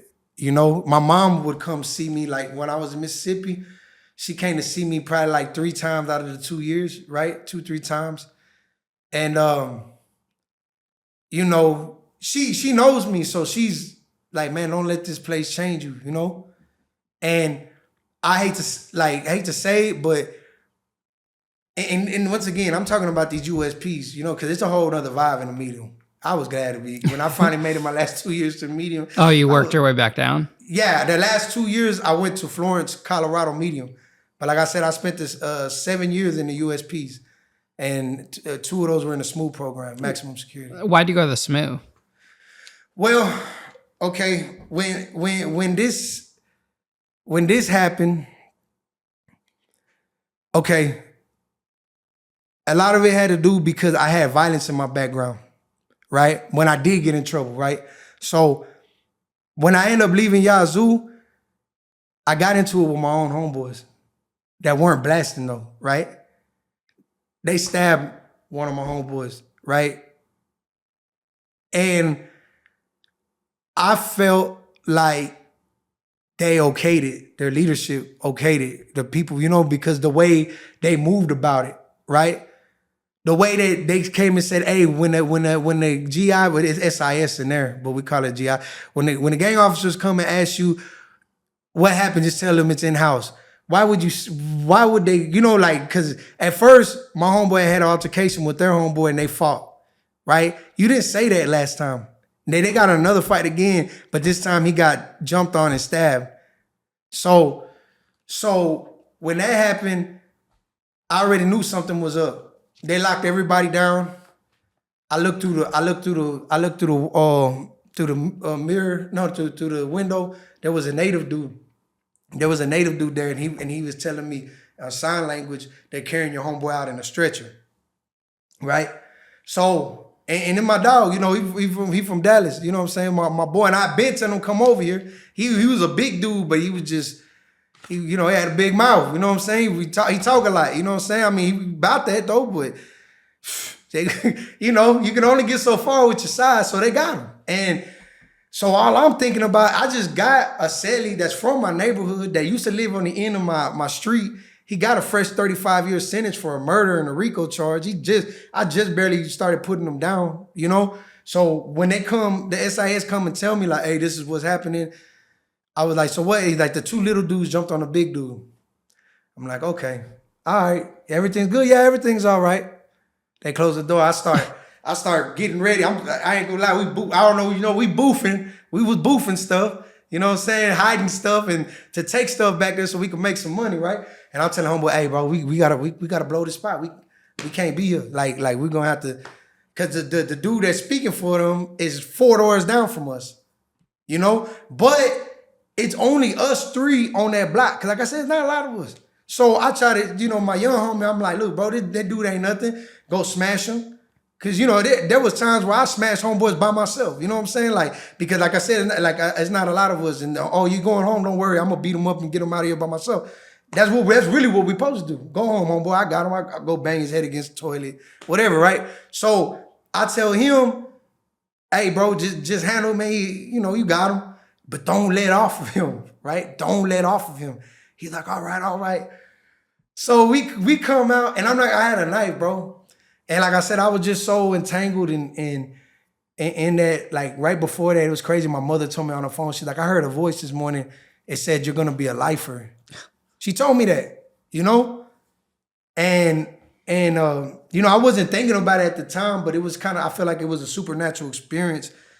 And like the moment of choosing life or death, And so I come out to cell, my homeboy runs at him. And he hits him, boom. And when he hits him, he just takes off running. He takes off running towards the police, right? And I'm like, man, my homeboy don't even chase him. He's just like looking at him like, what are you doing? And so I end up like, nah, that's not enough. So I end up chasing after him. He's running from me, I'm picking up the chair. Don't quit running, bitch. I'm throwing stuff at him. He pulled a knife out on me, right? And I pulled mine out too. But man, I ain't gonna lie, man. It's like in that second, man, it's like, I just felt like I was gonna kill him. And I could just hear my mother's voice, And it don't even make sense why I did this, because he had a knife. But I threw the knife. And I charged him. And he hit me, he stabbed me on my shoulder, he stabbed me on the side of my hip, and he hit me on my finger, but I didn't really feel it. And I punched him, I hit him like 2-3 times, boom, boom. And he hit the ground, and I kept wailing on him, bah, bah. My homeboy next to me, I don't know what he doing, but I ain't gonna lie, he did save me though. But cause he thought, while I'm hitting on the ground, he just, Tango Blast, Tango Blast. He's just yelling it while I'm hitting, boom, boom. I said, and I'm talking because I know the dude. Like the dude I'm beating up, like I got a good relationship with this guy, you know? But it's like, bro, like you just made a crappy ass call and I gotta do what I gotta do. You know what I'm saying? So I'm hitting him, he's balling up. The police come in and they're like, free. They start pepper spraying me. But I told him, don't stop even the pepper spraying. So, right, if I don't tell somebody to do something you're not gonna do, that's another rule of leadership. So I just kept hitting them. Boom. They hit me with like, it even said, I got the shot, it even says on the shot that they sprayed me, they administered OC mace, but it was on I forgot the word, but it didn't work basically, you know? And so like I remember like my whole face just swell up, right? And I could kind of see a little bit, and when I see he puts his whole hand back because we got ice picks. You know, that's probably the most dangerous thing to hit, because if it hits an artery, you're out of there. You know what I'm saying? And he pulled all the way back like that to stab me right in my face, right? Well, my homeboy came from the side and he kicked him. Boom, like a soccer ball. When he kicked him, his eyes rolled in the back of his head, right? And then they came and tackled us. But yeah, I owe him one, man. Matter of fact, I'm finna send him something in the mail. I got to look out for him. But he saved me from getting stabbed in the face. So that had happened, and that's why they shipped me from Yazoo, and they shut down the whole place because a lot of other stuff was going on. They were like, man, y'all don't know how to act. A hurricane had just hit Puerto Rico. This was 2018. I want to say 18 or 17. And yeah, it was 18. And so they had moved a bunch of those inmates over there. So they were trying to, no, my bad. That was the first time. That time a hurricane had hit Florida real hard, and it had messed up Mariana Medium in Florida. So they had moved the inmate population to the other half. Remember I said they only filled half of the prison? Mm-hmm. Well, those people were non-active over there. Matter of fact, one of my homeboys that had went into protective custody was in that group of people. So we were like trying to get them smashed and stuff, but it was weird because they were like people over there claiming that they were active, that they were homeboys, and I'm like, hey, that dude checked in over here, ain't no good. And they're like, oh man, he's a cool dude though. I said, oh, all y'all messed up over there, like, you know, like we was on there, bro. Like we was so they didn't feel safe with being on the same yard as us because of how active we were. You know what I'm saying? So because that happened, something happened with the Southsiders, something happened with the Bloods, like it was all back to back. And they just like, you know what, y'all don't know how to act. And to this day, it's not even a pen, it's a medium. So they shipped me to Atwater, USP, Central California. And man, there was like, it was ugly, bro. It was a lot of evil, like witchcraft, like a lot of altars to that Santa Muerte and the devil. Man, they were doing all the time. It was like, dudes was getting raped in there. You know, like when I first got there, a dude had stole from one of his homies. They said it was in his ass. You know, and they were like went in there and beat him down and raped him, and he came out just bloody and shit everywhere. I just, you know, like I was like, man, and I like that was like people were like slicing each other's faces in the chow hall. Like I was like, what's going on? Like I didn't understand, like, you know, but that's where I began my personal journey as far as like my relationship with God. Like it started kind of right there, you know, just the seeds were planted because I was still smoking K2. The K2 is real evil, right? I did some reading where I've actually seen like ancient civilizations would actually get induced and get high and they could see the gods, right? From like Native Americans, even all the way to like Greek culture.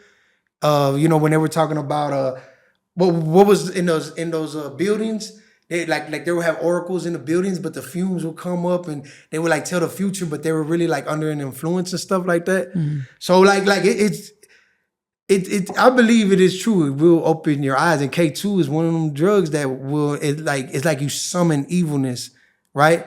So I was smoking, and I started seeing like demonic things. I know it sounds crazy, like a succubus, a sexual demon, like came and like sucked my dick in a cell, and I ejaculated. Like it was weird, you know. But I always believed in God, and but like my family acting like my grandfather was a minister and stuff. So evangelism. So my mother was actually part of it. So like, you know, I've always like believed, but I just was doing what I wanted to do, you know? And so I started just seeing a lot of stuff like that, but I was still fighting my addiction. I couldn't stop. I knew it was evil and I was feeling like I needed to stop.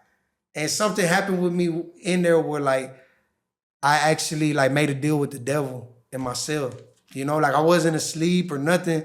It came in my room. It was like a big shadow with horns. I signed this thing in fire ink. My flesh started burning. It was crazy. The ceiling was all, it was crazy, man.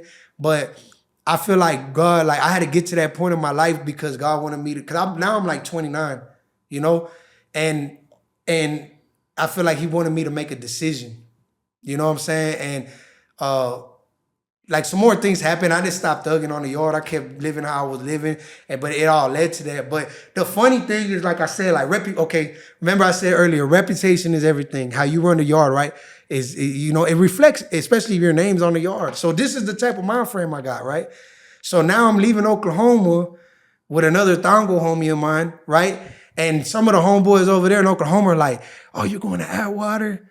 Oh man. Hey man, I hear the homeboys are paying taxes to the Southsiders over there, and they're on their program." So I'm like, what? Like, cause you know that's a no-no, bro. Like what? Like I said once again, I got love for a lot of them. I got good relationships with them, but just like that type of stuff, like nah, that don't fly. It won't fly for them either. You know what I'm saying? So, I get there with my homeboy. We had to do like a whole week in Victorville though first. It's like a transit spot. And I tell him, I said, look, bro, if we get to this spot and it was a homeboy, shout out my boy Magic. Magic got, man, free Magic, man. Magic got 3,000 something months in the feds. He been locked up since he was 17. He's almost 40 years old. Damn. For bank robbery. You know what I'm saying? So free here, man. But he was the one speaking for us at the spot. I heard about him, but I didn't know him personally. You know what I'm saying? So I tell the homeboy, like, look, bro, if that's the type of time that the homeboy got him on, whoever this Magic guy is, like, we're gonna bust him.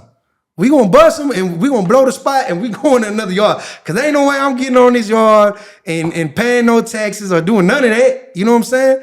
And we end up pulling up, man, and I ain't gonna lie, man. Magic had it on lock, man. He was a good homeboy, man. He knew all his politics. Matter of fact, some stuff had just happened though, just like it happened between us and the other Thangos. It happened there. So he had our politics to blast. Like we was completely by ourselves. We weren't even, when I got there, we weren't even dealing with the other Thangos. It wasn't usually like, even like with the Sureños or whatever, like if anything, you know, in prison, a lot of stuff is racial. You know, so it'd be like if it's racial, because that's how it be. You know, if you get into it with a black, a lot of the other blacks are gonna kind of stick up. You know, that's just how it is, especially in the pens. Everything's really racial, right?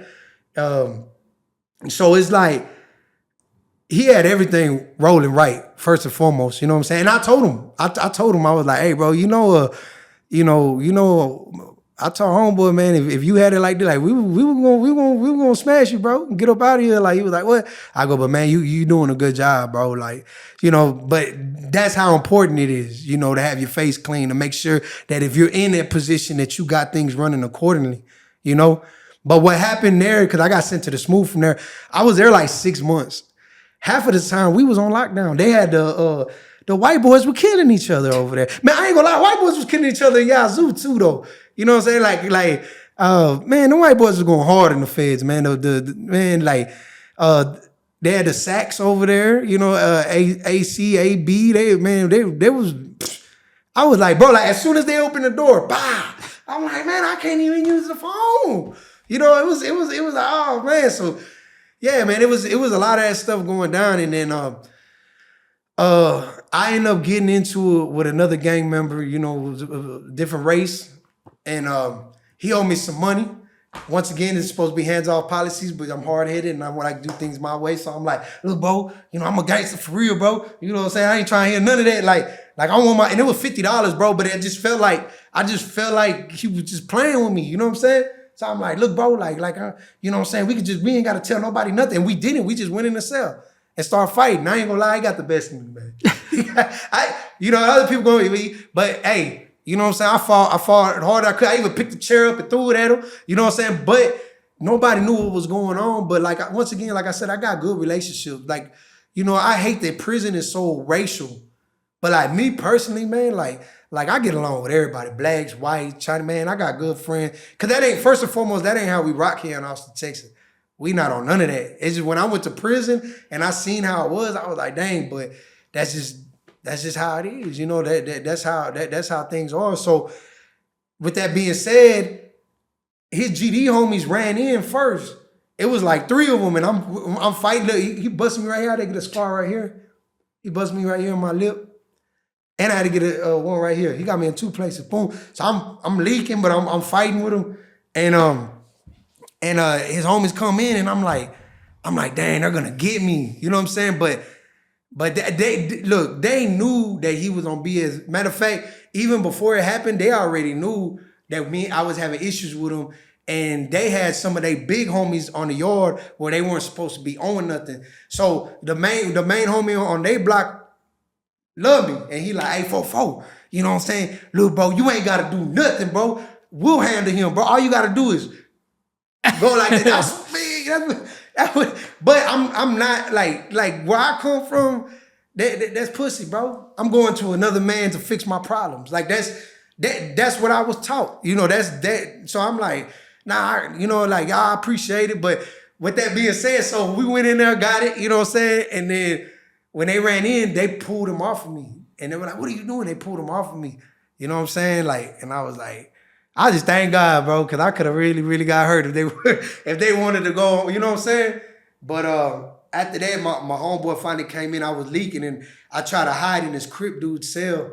He tried to clean me up. They locked everybody down, but then they ran the cameras back. And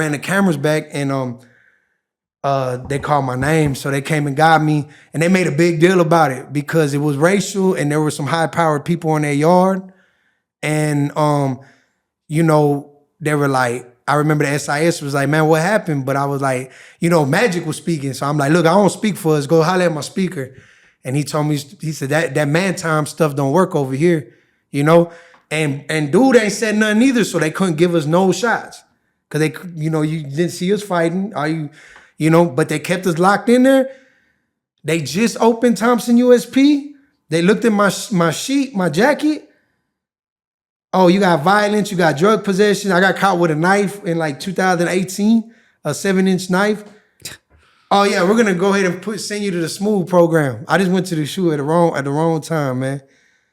And they sent me in there. And they had just changed it to like a 9-month program. It used to be 18 months. It was brand new.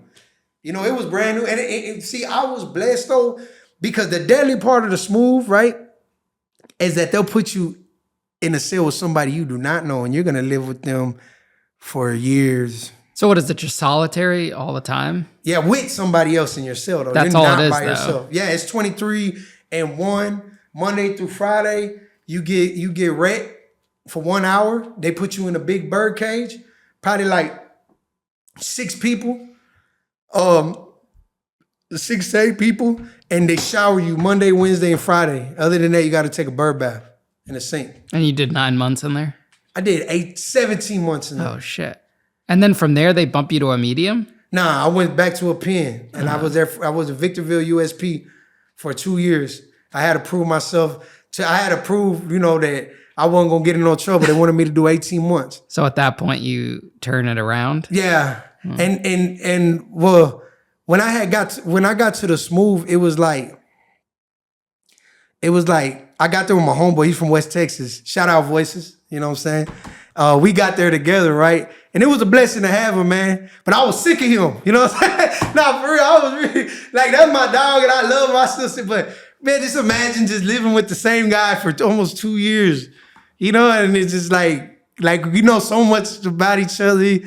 You know, the way they fart and shit, and like it's too much, you know. But he was, man, I was really blessed to have him though, because like I said, the daily part was them putting you in a cell with somebody you don't know. And there was a lot of crazy people. They were sticking a lot of mentally ill people in there, like for real, you know. And people were like smearing feces on the wall. Every 2 weeks you had to rotate cells.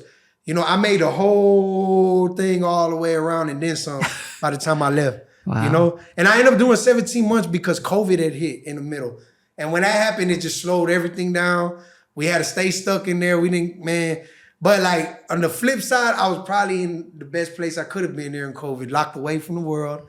My food was brought to my cell. You know what I'm saying? They still was bringing commissary where AC. Huh? Yeah, AC. Well, you didn't need AC over there. It was cold, man. You do get commissary. Yeah, yeah. Okay. They were like $50 spend, but you know it was cool. $50. You get a bag of coffee, and you know they would give you these little radios. Well, it was a MP3.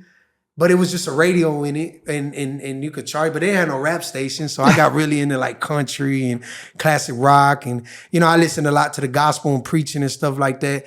But it was like when I got there, you know, I remember because they lock us in the shower before they put us in because the shower's at the end of the run. So I'm like, hey, what's up, man? Hey, where my homeboys at? Where the blast at? Nothing. Not one Tango. Nothing. I'm like, what? And it's just me and my homeboy, and I'm like, you know, and like, so we get there, it was some Sureños, they had some Norteños there, you know, they're enemies with each other. They had a lot of like East Coast Bloods and Latin Kings and YGs, like a lot of dudes from New York was over there. I like them dudes from, you know, the New York dudes, the way they talk. My son, yo, you know what I'm saying? You know, they be talking. Yeah, they cool, man. They play it, man. I like them dudes. But yeah, so like it was just, we were the only one. Like I didn't see another homeboy of mine until I left that spot. I was like, so that's what I mean. It's a whole nother culture. Like you blasting and you going into the state and this is 500 of y'all in the yard and it's like, I'm in the feds. I got to hold it down by myself. I got to make it look good by myself. But that's cool. That's cool because at the end of the day, I looked at it like it was really less problems. You know what I'm saying? Because I know how to talk. I know how to maneuver. I'm not going to mess nobody over. You know what I'm saying? I like to feel I'm an honest man, especially when it comes to dealing. You know, dealing and business and stuff. If I'm a man of my word, you know, so I never had no problems on my end, my whole prison record. Never been disciplined, never been smashed, never been, you know, none of that because I know how to hold myself. You know what I'm saying? And then sometimes they come homeboys as knuckleheads or they're just so far in their addiction that they don't care. You know, and they put you and everybody. So that's where the headache begins, you know? And not so much in the state because it's like you running it, but when a homeboy comes in with that addiction and you're in a place where it's 20 of y'all and he owes a group of people that are like almost 200 people, it's like, bro, like, you know, it's not like, oh, well, it's whatever. It's like, man, hold on, man. Let me handle my homeboy, man. Hey, man, bro, you tripping, man. You better handle your business, man. Because it ain't like we just gonna fight one-on-one. You know what I'm saying? Like we finna get some hoes. They finna get some hoes in them. Like, you know, for what? So that was like, that's the difference. So when I got to this spot, it was like, it was freezing. It was January. You know what I'm saying? It was January 2021? No, 2020. It was January 2020 when we got there. No, my bad, February. Because I had met Kodak Black on my way over there. He was in Oklahoma City. Oh, he was? Yeah, he was in Oklahoma City. So, because I remember that because we would go to the red cages, you know what I'm saying? And we would go back there and he would be like, oh, when we heard he was on the run, my neighbors was like, hey, fo, because my homie from Nebraska, he would be rapping too. So he was like, you know, we rap, you know what I'm saying? We hit some things because we knew Kodak was on the range. I was like, okay. So we went out the next day and he's like, you fo? I was like, yeah. He's like, I thought you was a nigga. Hey, he's funny though, but you know, we was chopping it up, man, and he gave me some game. You know, we were talking about the music and stuff, but yeah, he went to Big Sandy after that. Oh, they sent him to a pen? Yeah, he had messed up Miami Media. I don't know what happened. To him. At the end, he ended up going to the SMO program, but he got pardoned though. Yeah, he got pardoned right when he got there. So he got released from prison. Yeah, from Thompson. But now he's back on bullshit again. Yeah, he didn't. I would try to tell him about that tune. He wasn't trying to hear none of that, you know. But I just remember because it was Patrick Mahomes won that first Super Bowl, we were still in Oklahoma because we left the next day. But we, man, in Oklahoma, they gave us like 15 chicken wings and a big old bag of Christmas cookies, you know what I'm saying? For the Super Bowl? Yeah, a big old bag of Christmas cookies and I remember he's like, hey, fo, because we was on the road, like, let's do the halftime show. So that's memorable to me, man. Me and Kodak Black got to do the halftime show, Super Bowl 2020, man. So that's great. Yeah, that was cool. I was all like, hey, hit that one song. He was cool, man. But yeah, so we ended up though getting to the Smooth the day after the Super Bowl. And so like I said, nobody was there, man, like as far as the homeboys. But you know, like I ain't gonna lie, and I'm gonna keep it real, you know what I'm saying? Cause my boy Voices, you know what I'm saying, he rode the whole thing with me, you know what I'm saying? But it was so cold out there, I know he didn't want to go outside, you know what I'm saying? Like I could tell, like, cause I'm like, they call it rec at 6 in the morning. I was like, bro, we finna go to rec. And usually, you know, you gotta go if your homies going, but it was just us, so I could. He's not like, man, but I'm like, bro, everybody active is going to rec, bro. Like, we're going to rec, bro. Like, I can see in his face, he did not want to go, you know what I'm saying? But he never left me hanging. He always went with me, man. That's my homeboy right there. Even though I could tell he just wanted to chill, but I'm like, bro, we double pants. And you know what I'm saying? We go out there and they had the MS. Sometimes they'll put us with the MS dudes or the Sureños. That's the first time they had went at it, you know what I'm saying? Or sometimes they would put us with the native gang members. So they'll put us in different cages too, you know, as well. But, you know, we was good, man. We was able to, you know, we was able to just communicate with these dudes. And some of them knew us already from other spots. So we was good. But I was just more like, look, bro, we active. We finna go out here regardless. You know, I don't want nobody, Fofo and them ain't coming to rec. Because a lot of stuff was happening in the rec yard now. People were getting hurt out there. It was, man, every time we was going, somebody getting stabbed. And it was like, they didn't even have no steel. They was making stuff out of plastic, man, and they was stabbing people with melted plastic. Man, they was doing all types of stuff. And then like, they would come out and they was shooting them with these propellers or these pepper balls. Stop, but you know, sometimes we had jackets on. So they'll come out with the rubber bullet. Hit the dude like a big old shotgun bullet. I remember an old white man putting the work in. They shot him in the back. He said, ah. It's like, oh man, he was working too. But I remember the voice is like, bro, it's active out here. Like every time I went out there, it was going. But sometimes they were putting people in the wrong cages. People were getting killed like that. You know, they were putting people around people that shouldn't be around people in the first place. You know, or putting them in the wrong cells. You know, that's crazy. But the biggest thing, have you ever read on or are you familiar with what happened with over there? With where, at the Smooth? With the Smooth? What I seen was like the 4 points, you know? And that was just on the officer side. Aside from the inmates killing each other and stuff, what they were doing is they were like tying, like it would basically be like a concrete, I don't know, not a bench. Slab. A slab, a concrete slab with 4 rings. And they would basically have them stripped down, put like these paper clothes on them, and they would cuff their hands and lay them back, and they would put the chains through their cuffs. And I actually seen them, they'll put their foot on the slab and tighten the chain. So you're just stuck like that. And I seen them leave people there for like 2 or 3 days straight. You know, people like just leave them in there. You couldn't get up to use the restroom.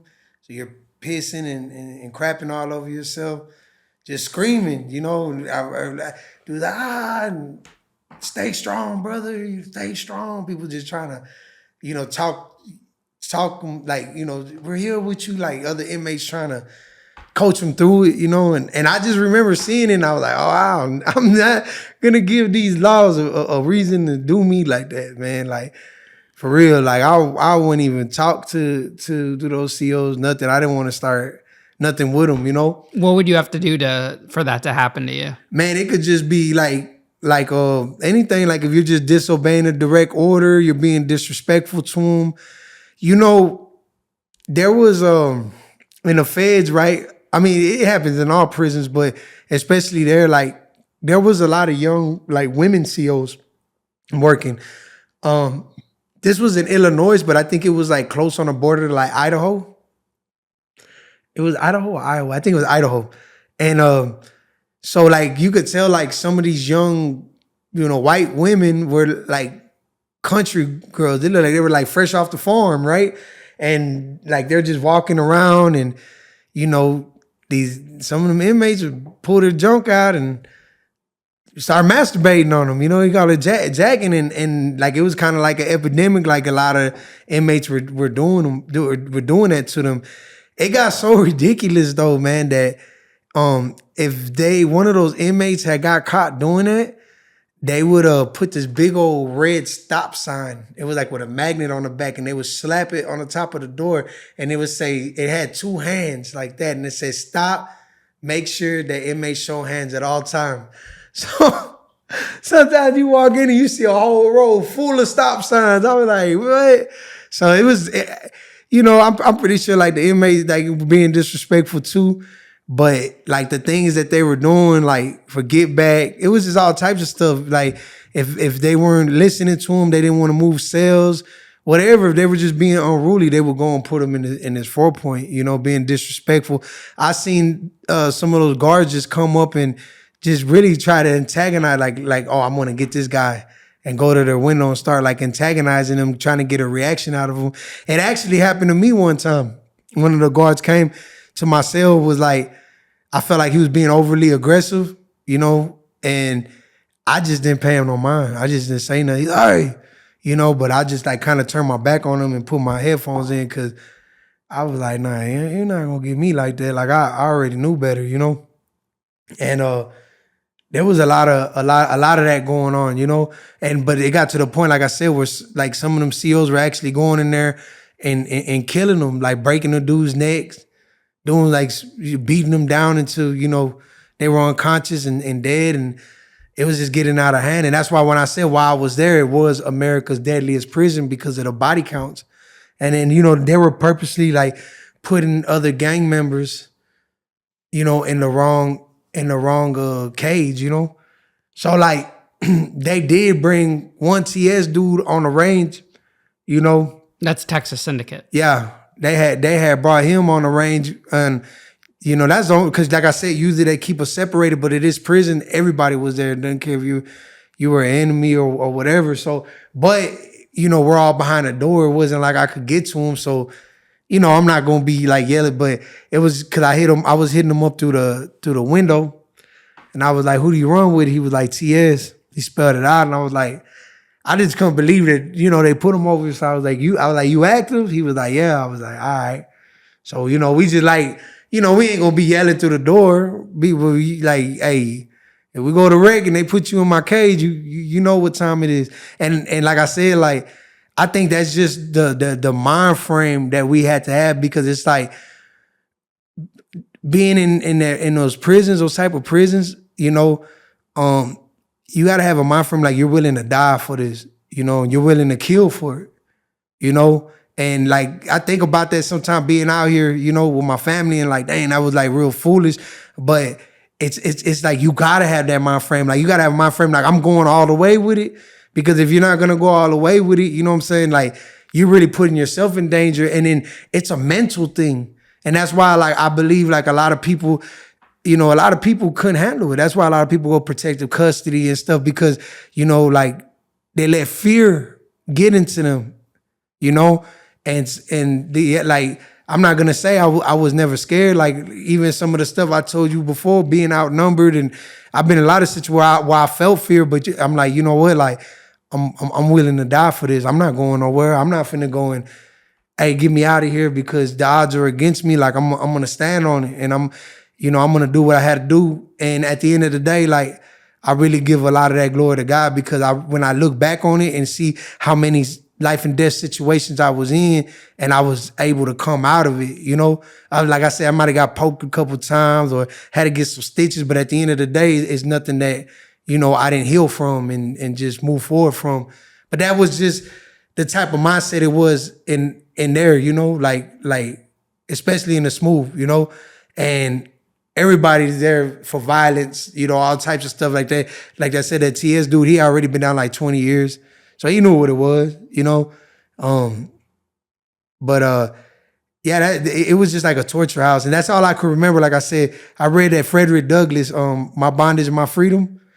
And there was a part in it where after he had came back from Baltimore, he had like learned how to like read. He was getting a little educated, but the slaveholders in the South said that like he was unruly, like he had like too much spirit in him. So they would send him to this ranch and they called him the nigger breaker.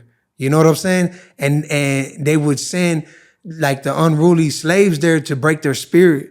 And that's that's the first thing I thought about when I seen how they did people in the 4 points. I was like, that's to break us. That was meant to break us down mentally, spiritually, It's evil, man. And I'm glad I made out. Like I said, I was only supposed to do 9 months. I did 17 months in there. Now, I just interviewed a Texas Syndicate guy, and he was saying that in Texas, they can't walk the yard, but in the feds, they can. And the Tango Blast they're one of their direct enemies. So what was that like?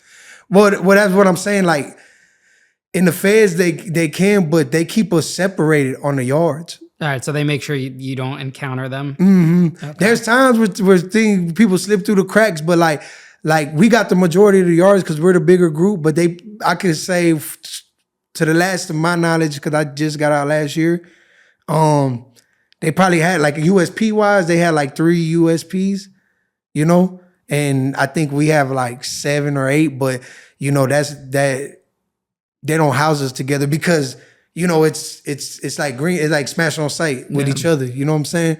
So like that's why I said that's the only one I've ever seen, but because I was in the SMO program, but we were locked behind the door, I could just see them through the door, So do you think the SMO program was good for you? Mindset wise? I would never say that because I'm betraying so many people, right? Yeah. But like I back to like what I told you what just happened with me like at Atwater and my spiritual growth.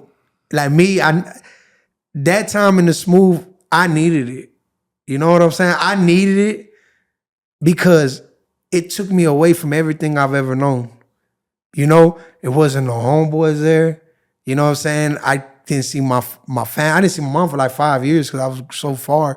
But like I didn't see nobody. There wasn't no rap music because how influenced I had been for rap music since I was a kid. I couldn't hear no rap music. Like I would call home, my mom would be like, "It sounds like you're in college," because I was just like reading books. I was writing another book. I was in my Bible. I was studying. I was figuring things out. I gained a lot of knowledge. God talked to me a lot through my dreams. That was like the closest time that I've really had with him because I was just away from everything, and I disciplined myself. I went a year without masturbating. I don't know this, but for real though, it was just like at that time of my life, I felt like the most spiritually in tune ever because I was just away from the world for real, and just in tune with him. So like me personally, like I said, like I believe everything happens for a reason. And I believe like I was placed there for a spiritual growth because I probably wouldn't be where I am spiritually or even mentally if I didn't have that time to really just reflect on myself, to really be able to read. I wanted to understand it. I wanted to know why things are the way they are, prison system, government, history, and I've educated myself. So it was a good time. It was a good time for me, but it was a hard time. It was an inhumane time, It was just I just felt like an animal too, like the way we were treated, I couldn't come out the cell, and if I did, I had to be cuffed behind my back. I never forget, like after 18 months when they finally, because everything's automatic, how they roll the doors, because it's a max prison. So, like the first time they opened that door and I didn't have handcuffs on, I was like, like I was in shock. I didn't know what to do with myself. I was like, oh, they did like, so it I don't wish that on nobody, and I feel like this is my problem with it. is that like I was gonna be there so long and I wanted to do like, okay, I'm gonna be here so long, like let me educate myself for real. Like let me start a college degree. You know what I'm saying? Let me, and they were like, nah, you just gotta do these packets. You know, like you go through levels, right? You're like level 1, level 2, level 3. So for like the first 3 months you're on level 1, you only get 2 phone calls a month, you know? And then the mail slow, there's no email. You know, so you really like lose contact with everything because all your mail is photocopied. So it takes like 3 weeks from the postage date to get to you. You know, and yeah, it was hard. Like I'm not like, it's bittersweet because I just remember thinking like my whole life I did what I wanted to do. I didn't care about the consequences. You know, whatever came with it, life or death. You know, and then I got in that situation, and then all I could think was, yeah, they got a place for a guy like you, if that's who you want to be. You know, so like maybe I did need that, right? But man, like you got to think about how many dudes really went into that program though with the mind frame I did though. You know, the majority of dudes went in there with, oh, I'm gonna make as much money as I can. I'm gonna smoke as much dope as I can. I'm gonna mess over as much people as I can. There were people, because I was running a store, you know, like selling food. Mm-hmm. I'm shooting lines, you know, trying to get to the dude down there because I'm selling him my food, and dude's trying to like steal my line. You know, like it's rough. You know, it was I think it was New York dude, man. It's always those New York dudes, yeah.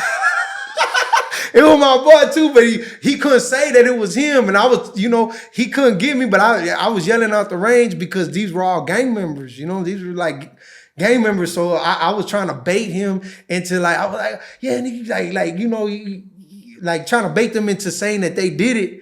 Because if they said they did it, by law, their people had to get them, even if I couldn't get to them, because that's the rules of the prison. We standing on business, you know what I'm saying?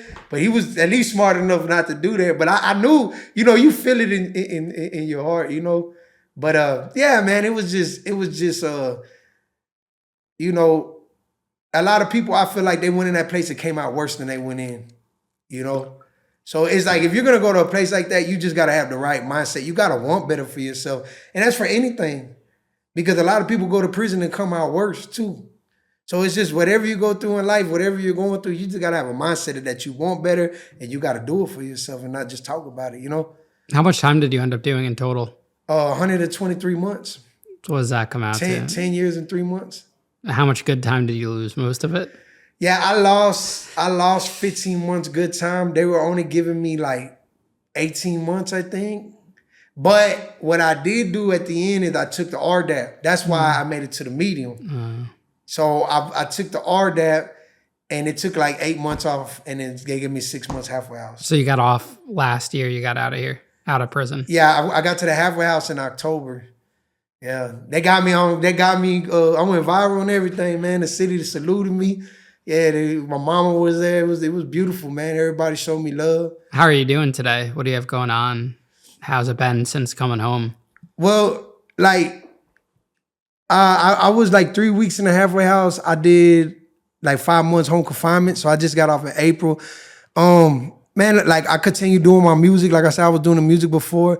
I dropped like my first video like three days out. You know what I'm saying? It's called First Day Out. I did it in T Grizzly, house. Baby. Yeah, I was there with his little brother in Florence too, Baby Grizzly. Yeah, he's my friend right there.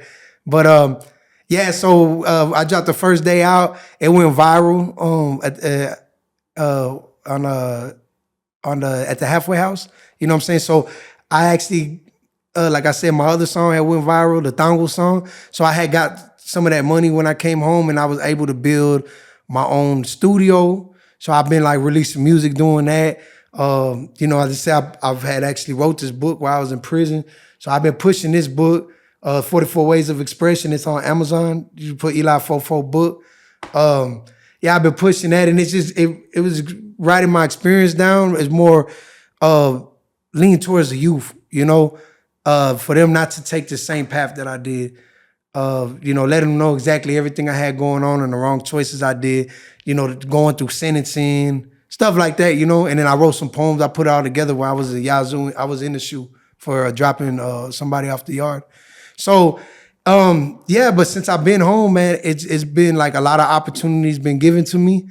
I've been like working with mentoring people. Started 44 Ways Outreach, which is like a nonprofit organization. I just filed for some grants. I start my core training next week as a peer recovery specialist.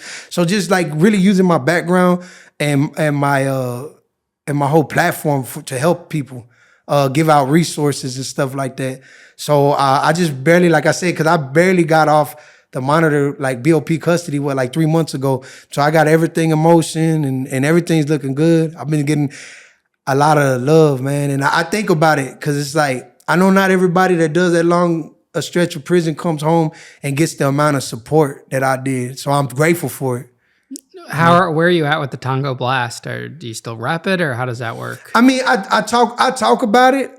I talk about it in my songs and stuff still because like some of my biggest supporters are my homeboys, you know, and you know, I got love for them. I'm here for them. I pray with them. You know, I do my best to try to open doors for them. You know, just like right now, one of my homeboys opened the door for me being here. That's how it's supposed to be. But it's like I can't help you if you don't want to help yourself. You know, one thing I feel like that caused me so much time is that like when I was younger, I was like, oh, you blasting? Oh, all right, homeboy, boom, I'm right or wrong, I'm dealing with you. And that ain't always the case. You know what I'm saying? Like you have to surround yourself around people that are wanting to do better by themselves and wanting to change, you know? So I'm good with them, like I said, and you know, I get a lot of love. But it's just something that I feel like it's something that I could relate to them because they feel my pain. But it's not something that like I want to use in a negative. Like I told you, like we were speaking earlier, when I did come to God, I found God in the middle of my prison sentence, you know, and like most people's story is I found God and I backed away from the homeboys, you know, and where mine just different, it's like I found God, but I got deeper into the politics, deeper into, because God showed me that anything in life that he's given us, especially influence with a certain group of people, you could use it for good or you could use it for bad. You could use it to hurt people and destroy people, or you could use it to lift people up and help people. And that's what I chose to do, you know? And like I said, when I left Smooth, I went to Victorville, you know, that was another place. And it was another thing. Like when I got there with my homeboy, you know, we were both going through quarantine. And I said, hey, bro, I'm finna go out there and tell the homeboys, like, hey, I'm blasting, but I'm walking with Jesus now. And he's all like, you gonna say that? And I'm like, yeah, why not? You know, shoot, why not? And this is how God works. You know, big man, you know, man, free big man got 35 years. He's in Victorville right now. He's like, little homeboy, I'm gonna rock with you. If anything, you know, they ain't feeling, whatever happens, I'm with you. And I went out there and told him, hey, this is what I'm on. Like, I'm not getting off count. I'm not trying to back away or nothing, but I'm just saying that I'm on something different. Instead of destroying, I want to build up. All right.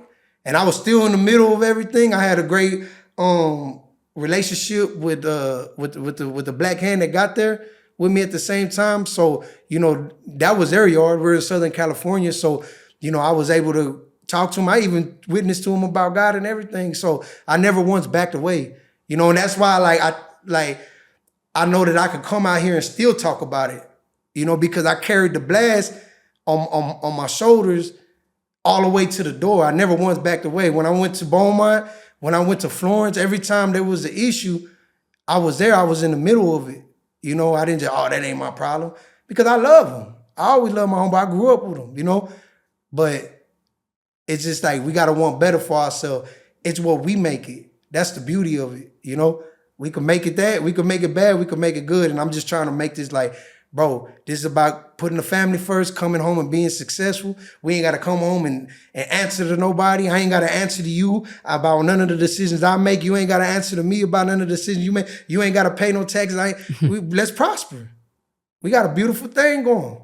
And we gangsters, because at the end of the day, people try to say this, and that. But think about it. You got to be a gangster to take down the gangsters. You got to. You got to be as vicious or even more vicious. You got to be willing to die behind it in that moment. And we stood. And when I went to the state, the foundation was already laid. And we carried it. Same thing. When I went to the Fed, the homeboys already laid the foundation. And everywhere I went, I carried it. Same when I left Florence, I called we had our monthly meeting or whatever. I called all the homeboys. I said, hey, little homeboy, I've been down this long. I've been here. Y'all know my story. But for those of y'all who still got time to do, hey, carry on the tradition. Make sure, we standing for what we standing for. Stand on righteousness, bro. Don't just go with the flow. Follow your heart, man, on what's right and what's wrong. Don't just go with the flow. Carry on this tradition. It's a beautiful thing. Because of us and the feds, all Texas is good wherever we go. And that's just what it is. We made that statement. We laid it down. That's what it is. Well, Eli, I appreciate you coming on the show today, man. This is a fantastic, entertaining interview, and we appreciate you. Yes, sir. Thank you.